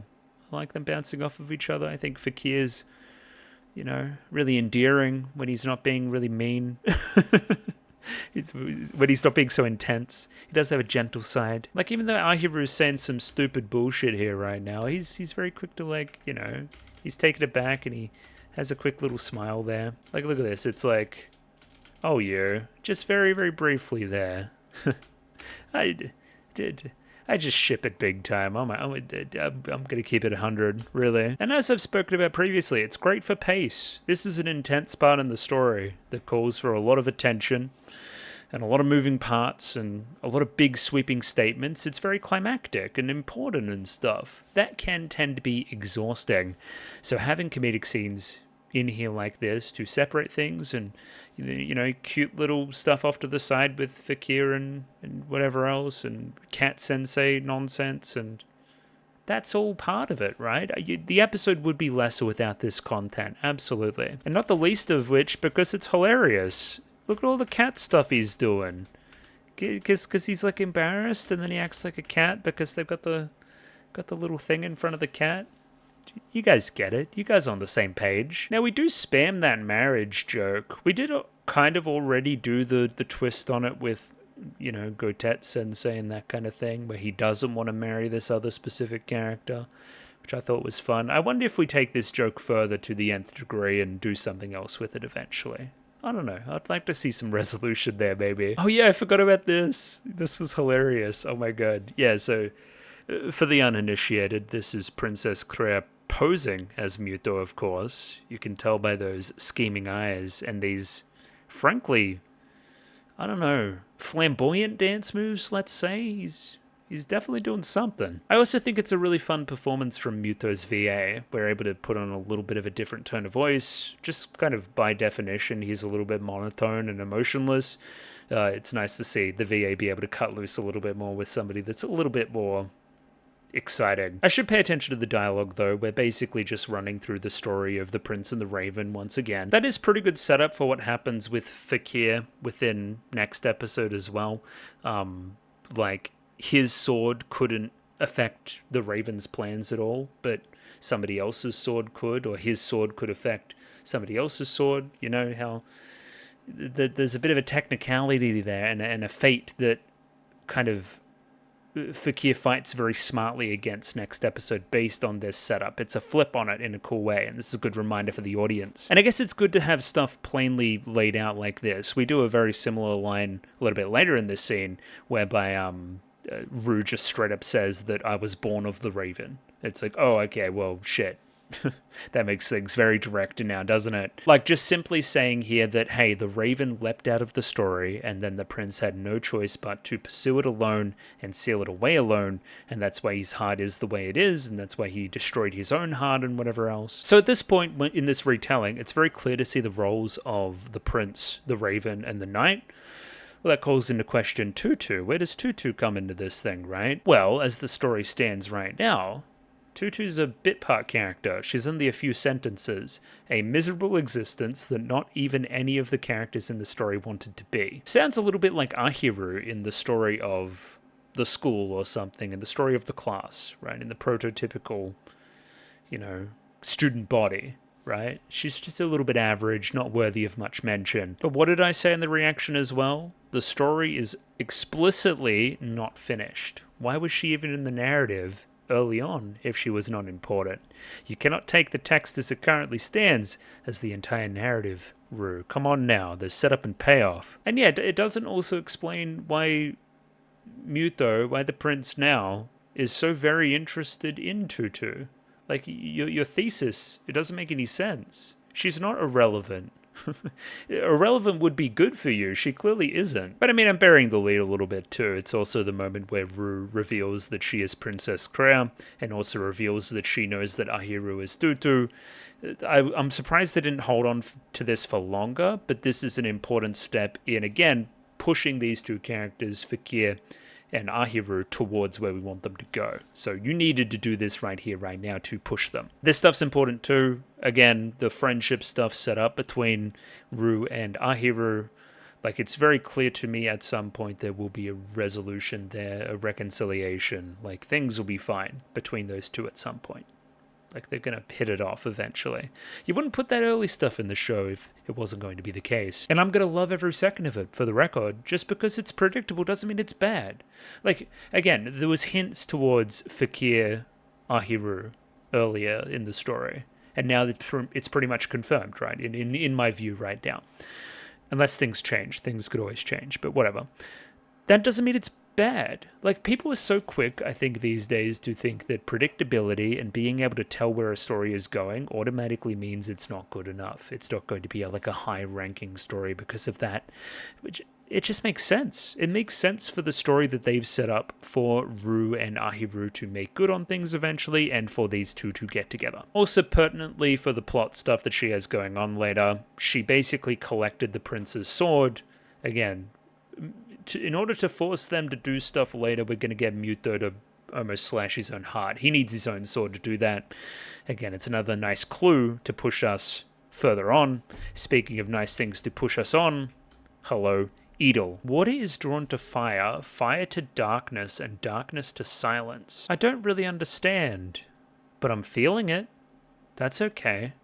Cryptic line from Edel, that's never happened before. I mean, the passageway we use later on definitely involves fire, water, darkness and stuff, and I guess it's silent. It's quite serene at that final location we get to, so maybe it's merely just setting up the journey that we have in the second half of the episode here. Now, this is curious. This is almost like a jester or a minstrel of some kind. Is the kind of, mural we put the stone in to make it activate to send us down this path. Is this anything? I can't quite read this. Point being, I think they're trying to make fun of us and say that we're foolish, that we're just merely entertainment, and that we're just being, we're dancing in front of the court that is clearly in the control of somebody else. Put it that way. Because once again, Edel is kind of equipped with the perfect gem at the perfect time to push us again to where we need to go for Drosselmeyer's plan, for the bestest, most greatest story ever told, or whatever Rue described it as. But here's the thing that they didn't account for. Just how damn likable you are. Just how damn emotional you are, and how pure's the word I want to use here too. Just like, without pretense is Ahiru. She just likes people. And there's no grand scheme to it all. The other three characters, they're all schemers. You're just very straightforward, very protagonistic. And that, again, protagonist charm is the thing that convinces Edel that you deserve another chance. Because, again, you know what the plan, quote-unquote, is here, right? It's not going to end well for our heroes. It's the thing that convinces you and your emotions hiding deep down in there somewhere that something must change. And again, you now have the power to do so, you know? Must remember by the end of everything, she's burnt. She's burnt to a crisp. Poor Edel. Oh no. It's just, yeah. You reminded me of another character too. I wanted to shout it out in the episode. You're giving me Yotsugi a little bit from Monogatari. Maybe it's just the hair too, but this character that is kind of just a doll, that is learning emotions through time and becoming a little bit more that way inclined to, you know, very kind of robotic in the movements as well, very monotone of voice, often speaks cryptically. Maybe you're the blueprint a little bit. Maybe Nisua Sin's a bit of a hack. You never know. Yeah, specifically just from the bottom of our heart, kind of thank you for all that you do and helping us and everything. And just how could you deny this? And again, Edel has second thoughts. Look at this. She's like, oh, I've never felt like this before. Once again, I believe this was talked about previously too. Drosselmeyer has had trouble in the past with puppets gaining emotions and not being as subservient and being, you know, hard to grab back onto the strings of, I guess. He's already noticing it happen here and has probably called for, you know, some kind of backup plan if things do go awry. Obviously, he couldn't affect it, like, totally. He couldn't, you know, fully stop her from doing what she was going to do, but it was enough to take her out for the meantime. She's a defective product by the end of episode 13 in the eyes of Drosselmeyer. Remember, not knowing your place in the world is dangerous. So maybe I'm being kind of dumb. I guess this church has been around already, because that's my one criticism. I think this location here and this kind of journey that we're on with Fakir is quite cool. I just wish the location itself had a little bit more relevance. I guess we've been to this church before, maybe. Because we kind of go under and it's like this deep, dark place under everything. Maybe, again, we'll learn more a little bit later that'll, you know... I've said it before, I feel in some aspects a sense of place is missing from this story, but also it's a little bit on purpose. It's very dreamlike and storybook and stuff. I don't know. Like, just, yeah, I wish things flowed a bit better together and there was a few more... I don't know how you fix it. Does it need fixing? I don't know. Anyway, this journey's cool. That's all that I mean to say, really. And also leads to some of the comedy. And even some of the comedy has story significance, as Fakir's like, are you really Tutu? Tutu's really, like, elegant and stuff, and you're just, like, falling all over the place. Like, that's not normal. Like, there being a clear delineation between Ahiru and her skill level and Tutu and her skill level is important stuff that comes up next episode. It's kind of cool how it's brought up again here and now. There's a clear delineation in Ahiru's mind between Tutu and Ahiru, where I don't think that same distinction exists for Princess Kreia and Ru.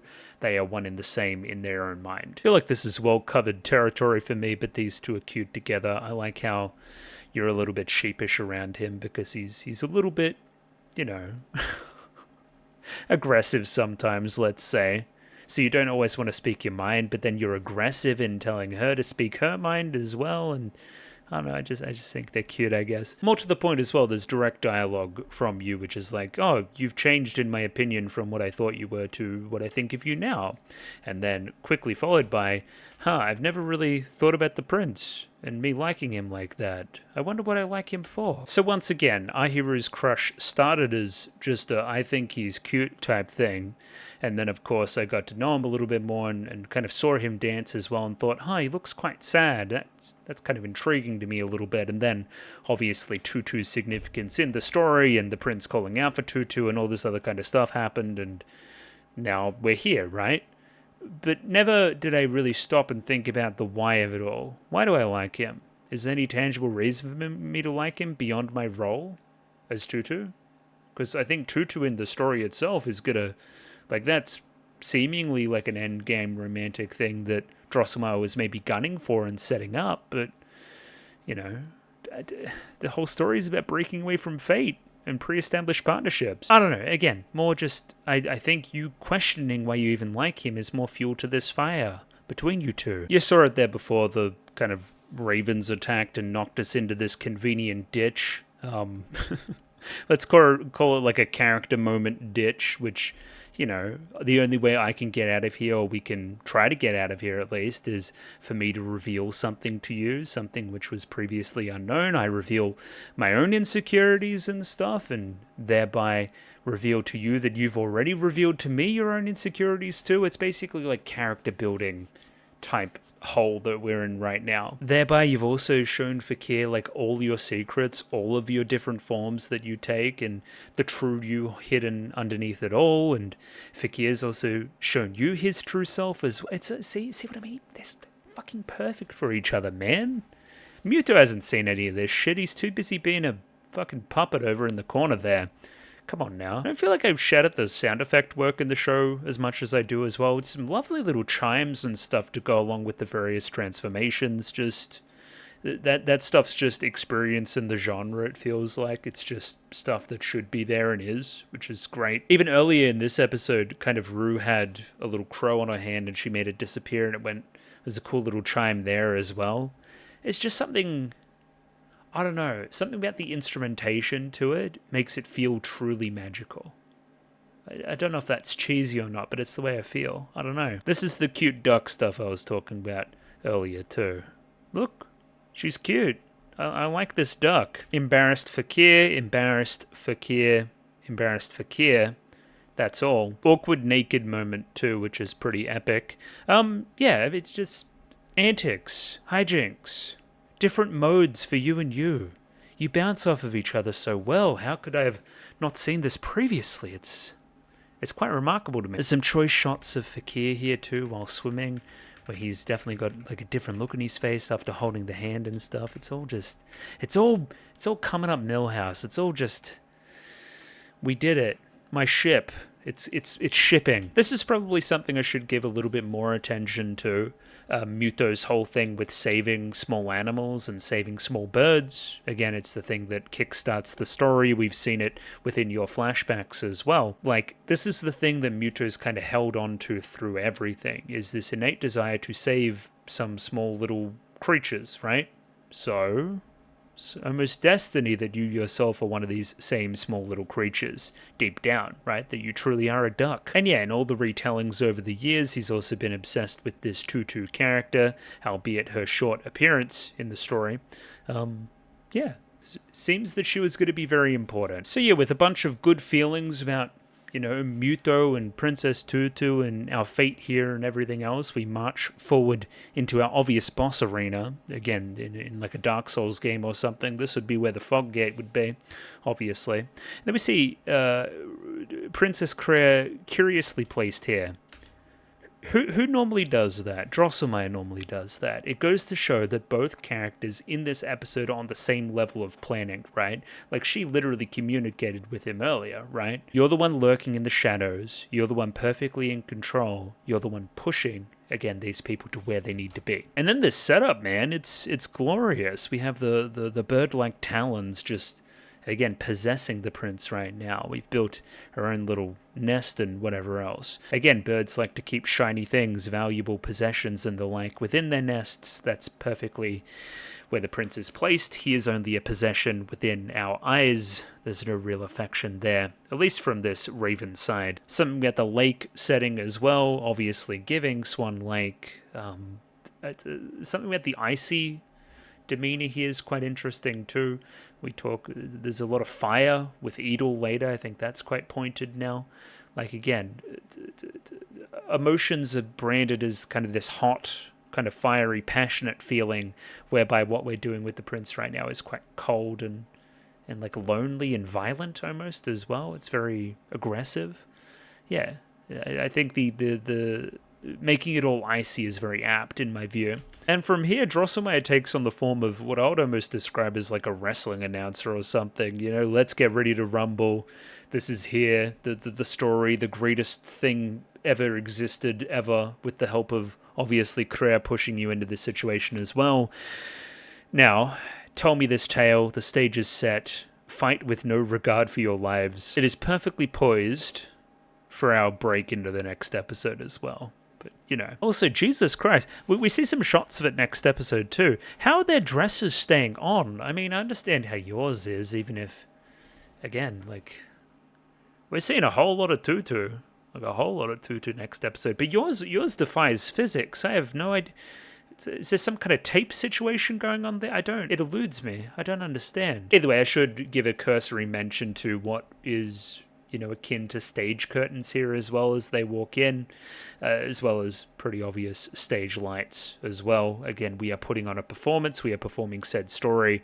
It only makes sense that we would set a stage such as this.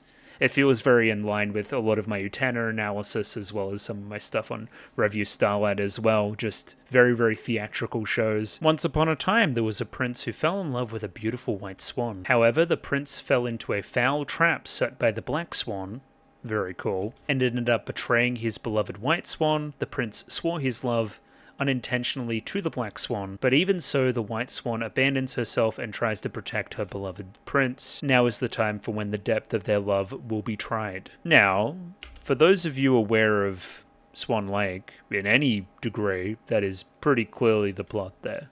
Which again, that's no surprise, that's, you know. Oh, now in thinking about it, that's pretty clearly what we were doing with the previous one as well, right? Like, who is the real captive, right? Is it the storyteller there, or is it the Sultan? You know what I mean? Like, am I making any sense there? Like, she's got this plan to continue telling these stories for 1001 nights, whilst, again, he thinks that, there's there's kind of a power imbalance there, and that, again, I'm killing all of these wives. I think that I have you hook, line, and sinker, but in reality, you're trapped in here with me. That's a lot of what we're getting out of that too, now that I recognize it. Anyway, back to Swan Lake. Like, things have just fallen perfectly into place with the whole kind of Rothbart, Odile, Odette, kind of Siegfried? Something like that? Yeah, yes, indeed. Siegfried is his name. So again, Swan Lake's always a weird one to talk about. Let me show you something cool that I did in my research as well. If you scroll down here, alternate endings, right? Look how fucking long this is. There's so many different interpretations of this story, it's kind of hard to nail one down, which kind of makes it the perfect thing to spin off and do your own little Tutu version of as well. But essentially, Rothbart, evil-type guy, curses Odette to be a swan and a bunch of other women as well, then gets his daughter, Odile, to take the place of Odette, who was kind of had a thing going on with Siegfried, quote-unquote taking the place of the princess that was, again, normally ascribed this story.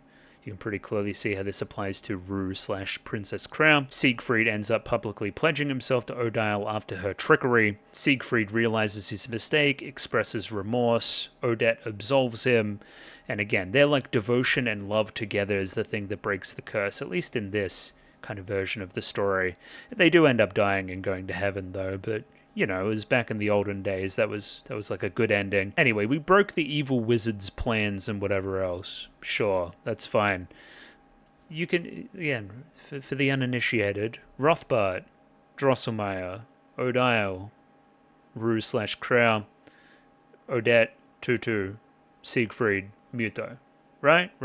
Fantastic. I must say that in contemporary adaptions, and a lot of other adaptions as well, we give Odile a little bit more personality than just being like the daughter of Rothbart and this thing that he controls and moves into perfect spots at the perfect time. Less of a puppet and more of an actual character. Of course, famously, Black Swan kind of took this dynamic and took it to the nth degree with horror elements as well. It's a fantastic film. Point being, we are clearly not just casting Crea/Rue as just a straight up bad guy, and a bad guy with no depth, let's put it that way. More is to play out there pretty obviously. As it stands right now, she has just been cast as the villain and loses accordingly, because villains generally lose. I don't know, I'm sure somebody more versed in Swan Lake as well can talk to more concrete stuff. I just think it's really neat, mostly. Once again, Drosselmeyer, big sports announcer vibes here. Hey, basically, Tutu, if you're to succeed here with the gambit we're going to lay out, you're going to have to speak your love of the prince, right? You're going to have to say it aloud.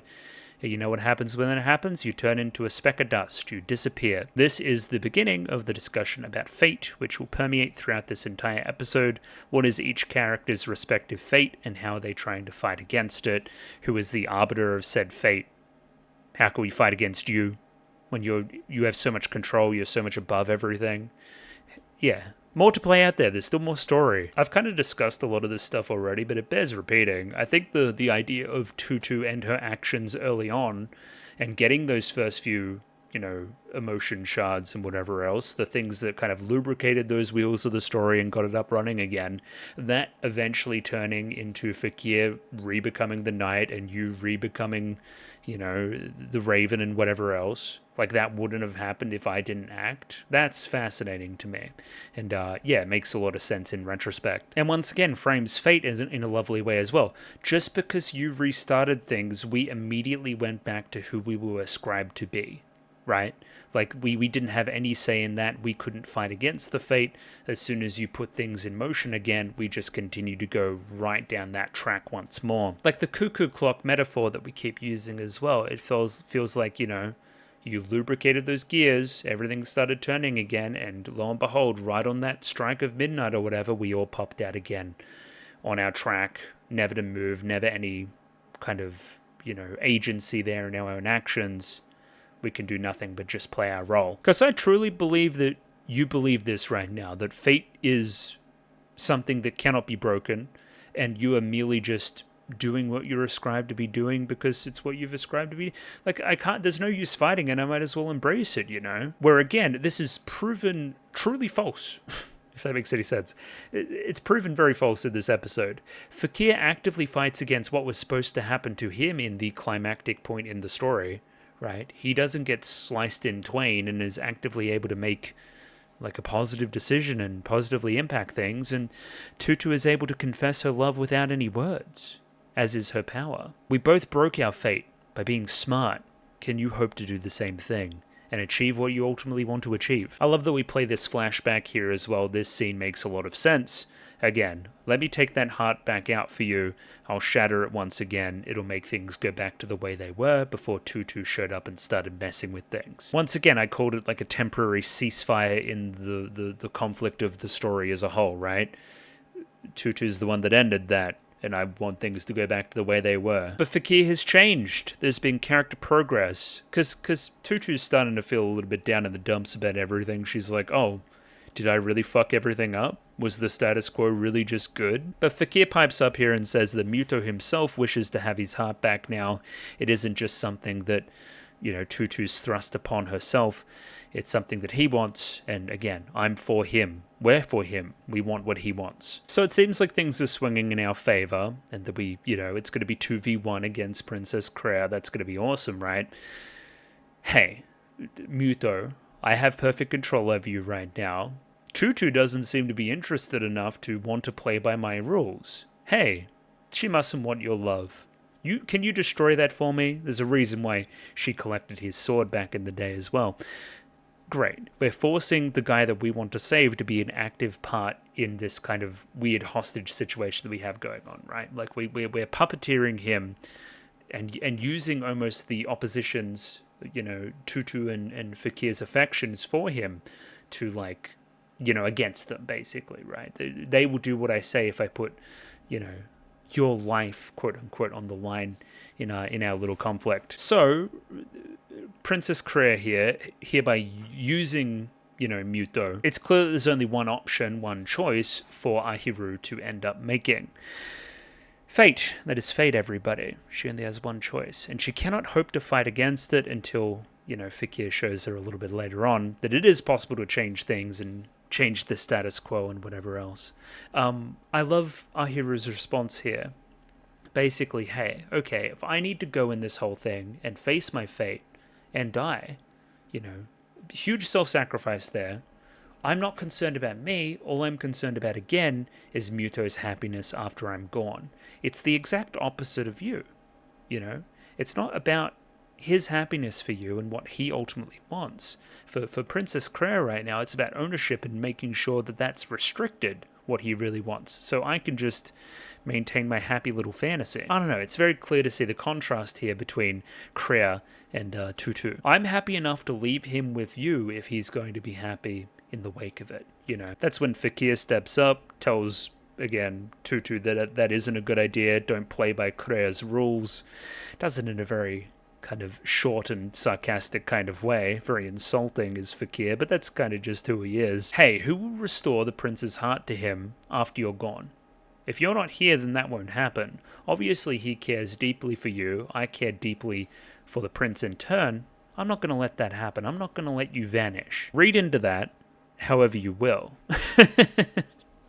However you will. Maybe there's a reason why Fakir doesn't want Ahiru/Tutu to vanish. Maybe there's another reason there. I don't know. Anyway, this is the point where he steps up and gets to have his big moment, which is awesome. It's very fun to see play out. Also love that line there from Fakir. Only you, Ahiru, could take on the fate of Princess Tutu with a smile, right? Again, it's looking below the layer of Tutu and seeing what's beneath and getting to the real her beneath it all. Like, that's the thing that he really respects here, is that you could valiantly take on this noble sacrifice with a smile on your face, with no drag in your feet, no nothing. He respects the real you, deep down. Oh my god, it's so cool. And then these guys come out. Obviously, again, love the costuming here. It's been just an absolute delight to see all the different ways we can, use this crow motif and this kind of musical theater thing and combine them. It's wonderful. It's peak. Should mention that this episode, much like episode 1, is directed by Junichi Sato. If you remember, in episode 1 of Tutu, there's some choice cuts when the first Tutu kind of, transformation happens, I guess. You get a whole bunch more of that here. The action here is legitimately just fantastic. Sweeping, dynamic, varied, cunty, everything. It's got it all going for it, man. It's that experience too. They know what they're fucking doing, the people making this show. It's just so clear to see to me. Just a lot going for it compositionally as well. It matches with the music very well too. Notably as well, I believe Fakir is fighting in a little bit less of an aggressive manner than he was earlier when he was a bit more bitter and angry in the show. He's definitely taken on like a new lease of life upon, quote unquote, joining the good guys. He's on better terms with the whole Ahiru. He's on better terms with himself almost as well. He's more sure of what he wants in all of this. On top of that, love the ice here changing to water, again invoking Swan Lake, of course. But also this is just like a visual representation of it being impossible to fight against fate. Again, we're the ones in control here. You've come to our stage. I can just manipulate things like that. Your role in the story is the knight. You will die a bloody end. This is what awaits you. You cannot fight against it. It's also an omen for you. Look what happened to him when he's tried to fight against fate. There is only one answer here, and it's for you to admit your love and to disappear. That is the only thing that can happen to you from this result. We really sell the drama here too. She's definitely torn up about Fakir dying. You see what I'm doing here? Just a little bit.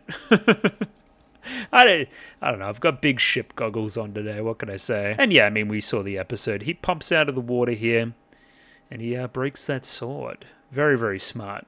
So I guess if you were to say a thesis statement for this episode, at least one of many, honestly, but you have to fight against what you've been ascribed in a smart way. You can't just be headstrong. You can't just run in and give it all you got. You have to actually have some tactics here and,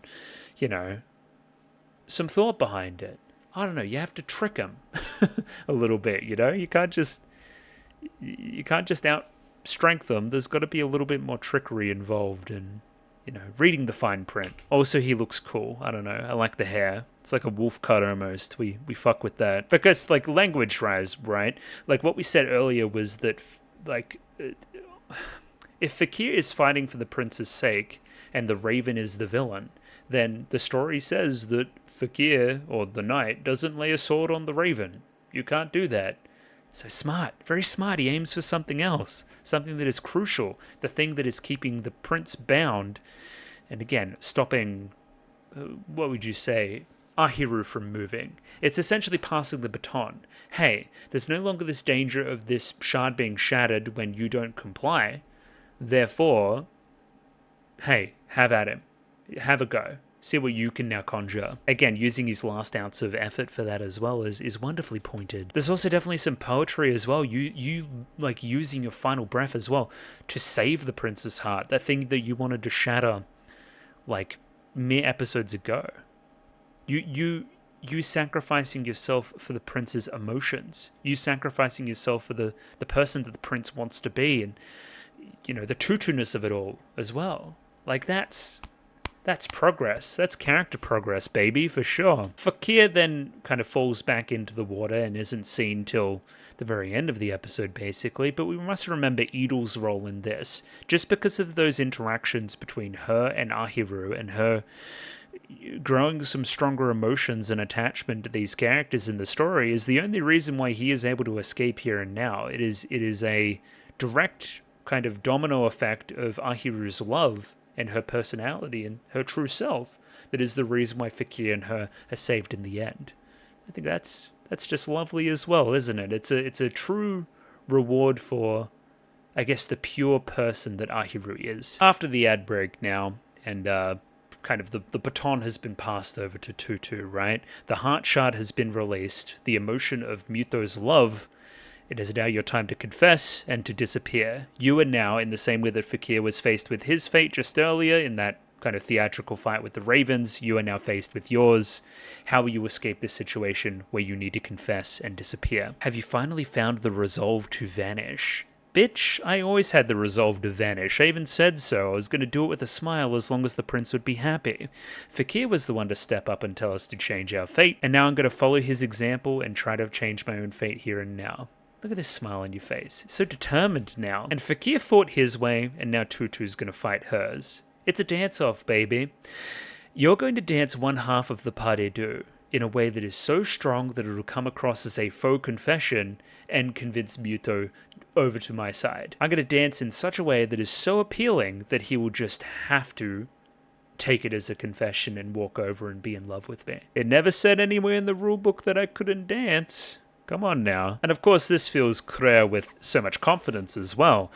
On a base level, we must remember that this is now Ru dancing versus Ahiru dancing. Of course, there must be some confidence deep down that you just know that you're better, and your dancing is going to be more technically superior and whatever else. Extra powers on top of that be damned. Like, both Claire and Ru are strong dancers, only one of Tutu and Ahiru are strong dancers. And this just feels fantastic. Like, almost again, above Drosselmeyer even, outside of the story, what we want to do as a show, as Tutu, is get our characters fucking dancing. Like, that's the thesis statement, right? Like, that's the point of it. It's all about ballet. So, manufacturing a conflict whereby we have our main protagonistic and antagonistic forces having a dance battle, and that feeling natural and not forced and fucking awesome, is just a testament to how well written this is. Shonen hype moments be damned, this is more my shit. 100%. We must remember the other layer as well. Like, it's not even just that you're a bad dancing girl. You're also not even a girl. You're a duck. Of course you can't dance. Look at you. A duck as opposed to the black swan over there, as opposed to the raven. How could you even hope to compete? There's also an interesting distinction by Claire there as well, is that you're merely, like, assuming the power of Tutu, whereby I truly am Claire, I truly am the crow deep down, I truly am the raven, right? Like, that's interesting, because, like, again, Ahiru always has that delineation whereby you don't Ru. There's something to that, for sure. I want that to be unpacked more in future stuff. Tutu as a show definitely does love this technique. I think the jury's still out on it, whereby we get, like, we'll play like a background. There'll be some dancing in the background, of course, but there'll be like a, I don't know, what would you call it? Like a fade over the top of another different character as they're talking. I guess it works. It's a weird one. It's better than just having this as a still frame, I guess. It's a little bit more dynamic. But, they do tend to overuse it maybe a touch. The choreography here is really awesome too. See how she kind of stumbled there? I don't know, that's very Swan Lakey for sure. And again, because of those reasons, in the short period here and now, the heart shard there, that love emotion, does choose Princess Claire as the true princess. But very notably as well, it's also just kind of copying her words. So it is being puppeteered once again. You hear something deep down, a different voice that says, "Restore my heart, These are the true thoughts and the true emotions of Muto, even now still breaking through and giving you that final bit of inspiration to push once again. All these different moments in the narrative up to now where you've heard the real kind of voice of the prince, what he truly wants. That's what you're fighting for now. And Fakir as well, as we say, like his sacrifice and his promise to you and all that other kind of stuff. Him fighting against fate. It's all leading into this moment where she keeps fighting in her own way. Loved this shot here too. Thought this was great. It was kind of Duck, Ahiru, and then Tutu. All three parts of herself perfectly aligned with the same emotion, right? I want to save the prince. Before, again, I was saying there was this delineation. This really feels like the moment where you truly embody Tutu, and it's not just a costume you put on. It's no accident that also culminates and kind of results in you dancing your best rendition of the dance and whatever else, right? You're truly living up to that character. Maybe Drosselmeyer was right. Maybe this is the greatest story ever told, or whatever he said. This was the shot I wanted to talk about too. There's a specific shot, there's a specific shot in episode 1 where there's this really definite zoom on kind of Ahiru as she bounds towards the prince to save him. I think she does some kind of flower twirl or something. It feels very similar to this. And again, it was no surprise to me that both episodes here were directed by Junichi Sato himself. So again, seems maybe not exactly a calling card, but definitely something calling back to episode 1, you would say. And I'm wondering how they did it. It almost looks CG, but this was like 2002, so that stuff isn't particularly popular yet. Either way, I think it looks great. It's a fantastic shot. It's just really strong, man. Really, really well animated. And yeah, this was the part, I kind of said it before, but she's dancing the pas de deux alone, imagining the prince's part, almost creating this void that, again, that love of the prince would want to fill. Again, considering he's so enamored with Tutu, something that persists even beyond his heart being shattered. We're preying upon that now, and it's working. Also, like, holy shit. That's all you can really say, I guess.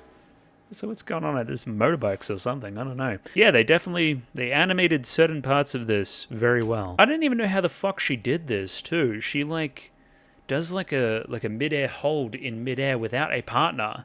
Like, there's something about letting yourself go like this and being like perfectly in tune with the performance as well. Because after this, she does just kind of fall to the ground.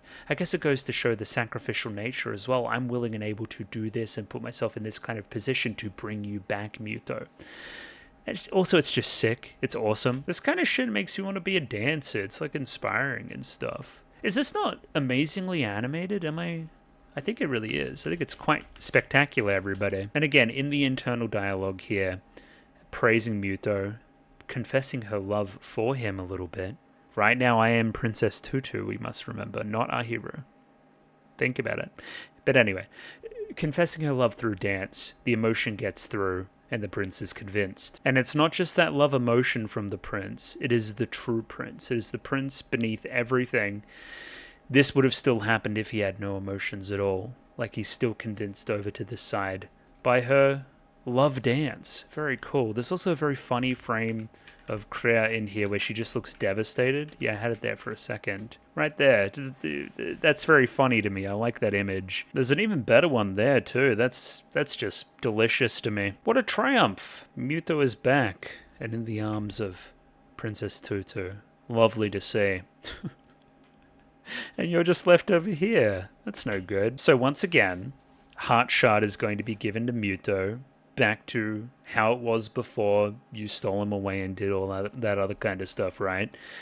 No matter what I do, my feelings don't get through. You disappear into the darkness, not to be seen again this episode. That clearly doesn't feel right. We still like Rue, right? I do. I want to see good things happen to her. Lucky we have another half of the show. See, things just don't feel quite right yet, I guess. And again, maybe I rescind the Utena comparisons, because Utena is very pointed about it. It's like, you should not feel good about this.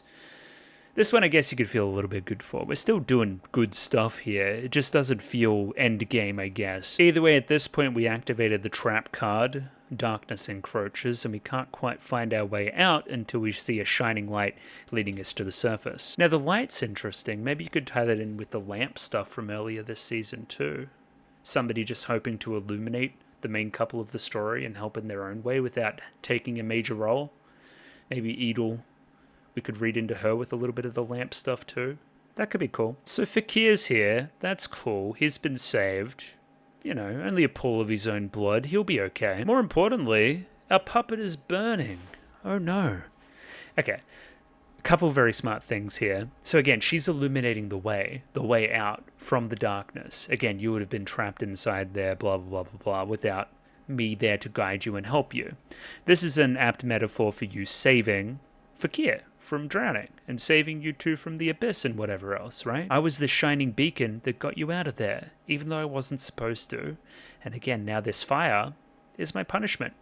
It's my punishment, of course. What did we say? With water comes fire, with fire comes darkness, and with darkness comes silence? Maybe that was just all foreshadowing for your death. It's very sad to me. You helped us in the end. You're a little bit underdeveloped, but I think what's there is really good. I liked Edel as a character. I hope maybe we do more with her. I don't know what we do. I don't know. She deserves better, I think. And of course, our pure and noble Ahiru/Tutu is crying tears at Edel's expense, even though she has no regrets over her actions. Her final wish is to see the prince and the princess dance before the end. Please dance for me a pas-de-deux with the prince. And they do just that. They dance. And it's very pretty and stuff. It's a very well animated dance. Now, very notably, we've also had an episode previously, also that same lamp episode about dancing with your beloved in front of the fire in town at the festival. And that having significance. Is this anything? Tutu and Muto dancing together? From there we move a little bit more into the ED, but I want to mention a very, very conspicuous Fakir just kind of watching along as they dance. I don't know, I can't help but feel like you're a little bit conflicted about the whole thing. Also, I like the background dances here for the record too. It's a well put together ED, but I am, of course, short on time, as I always am. Notably as well, Drosselmeyer doesn't seem that perturbed about the whole thing. Maybe again, he sees more potential in this for more story shenanigans. Again, maybe at Rue's expense. Or Krea's expense, whatever you want to say. In order to transcend the role given to you and defy fate, there will always be pain and suffering. No one wants pain and suffering. Though you did it, knowing your place, you overcame that and did very well, little duck. He's almost proud of her. Can't help but continue to be part of the plan, maybe, for you. What are you planning, old man? I don't understand. Yeah, because, that may have also been the part of the fate arranged for you. You know? Was that you fighting against fate, or was that just the next step of my master plan? Something like that. We will be back in Season 2, says Drosselmeyer to the camera. Thank you very much. Also, yeah, I don't know why the episode has more space there, because it definitely ends, like, right there. Either way, that was it. Those were those 2 episodes. They were clearly 2 of the stronger episodes in the show thus far. I'm in love with them. I think they're great. I love this show. I think it's awesome. And the best part is I still got another half of it to go. 2 thumbs up. Even more. If I had more thumbs, I'd give them up. I don't know if that made any sense. But anyway, you will see me again next week. Patreon if you want to be there 1 week ahead. Like the video, subscribe, all that other kind of jazz. Thank you for watching. I'll catch you next week. Goodbye.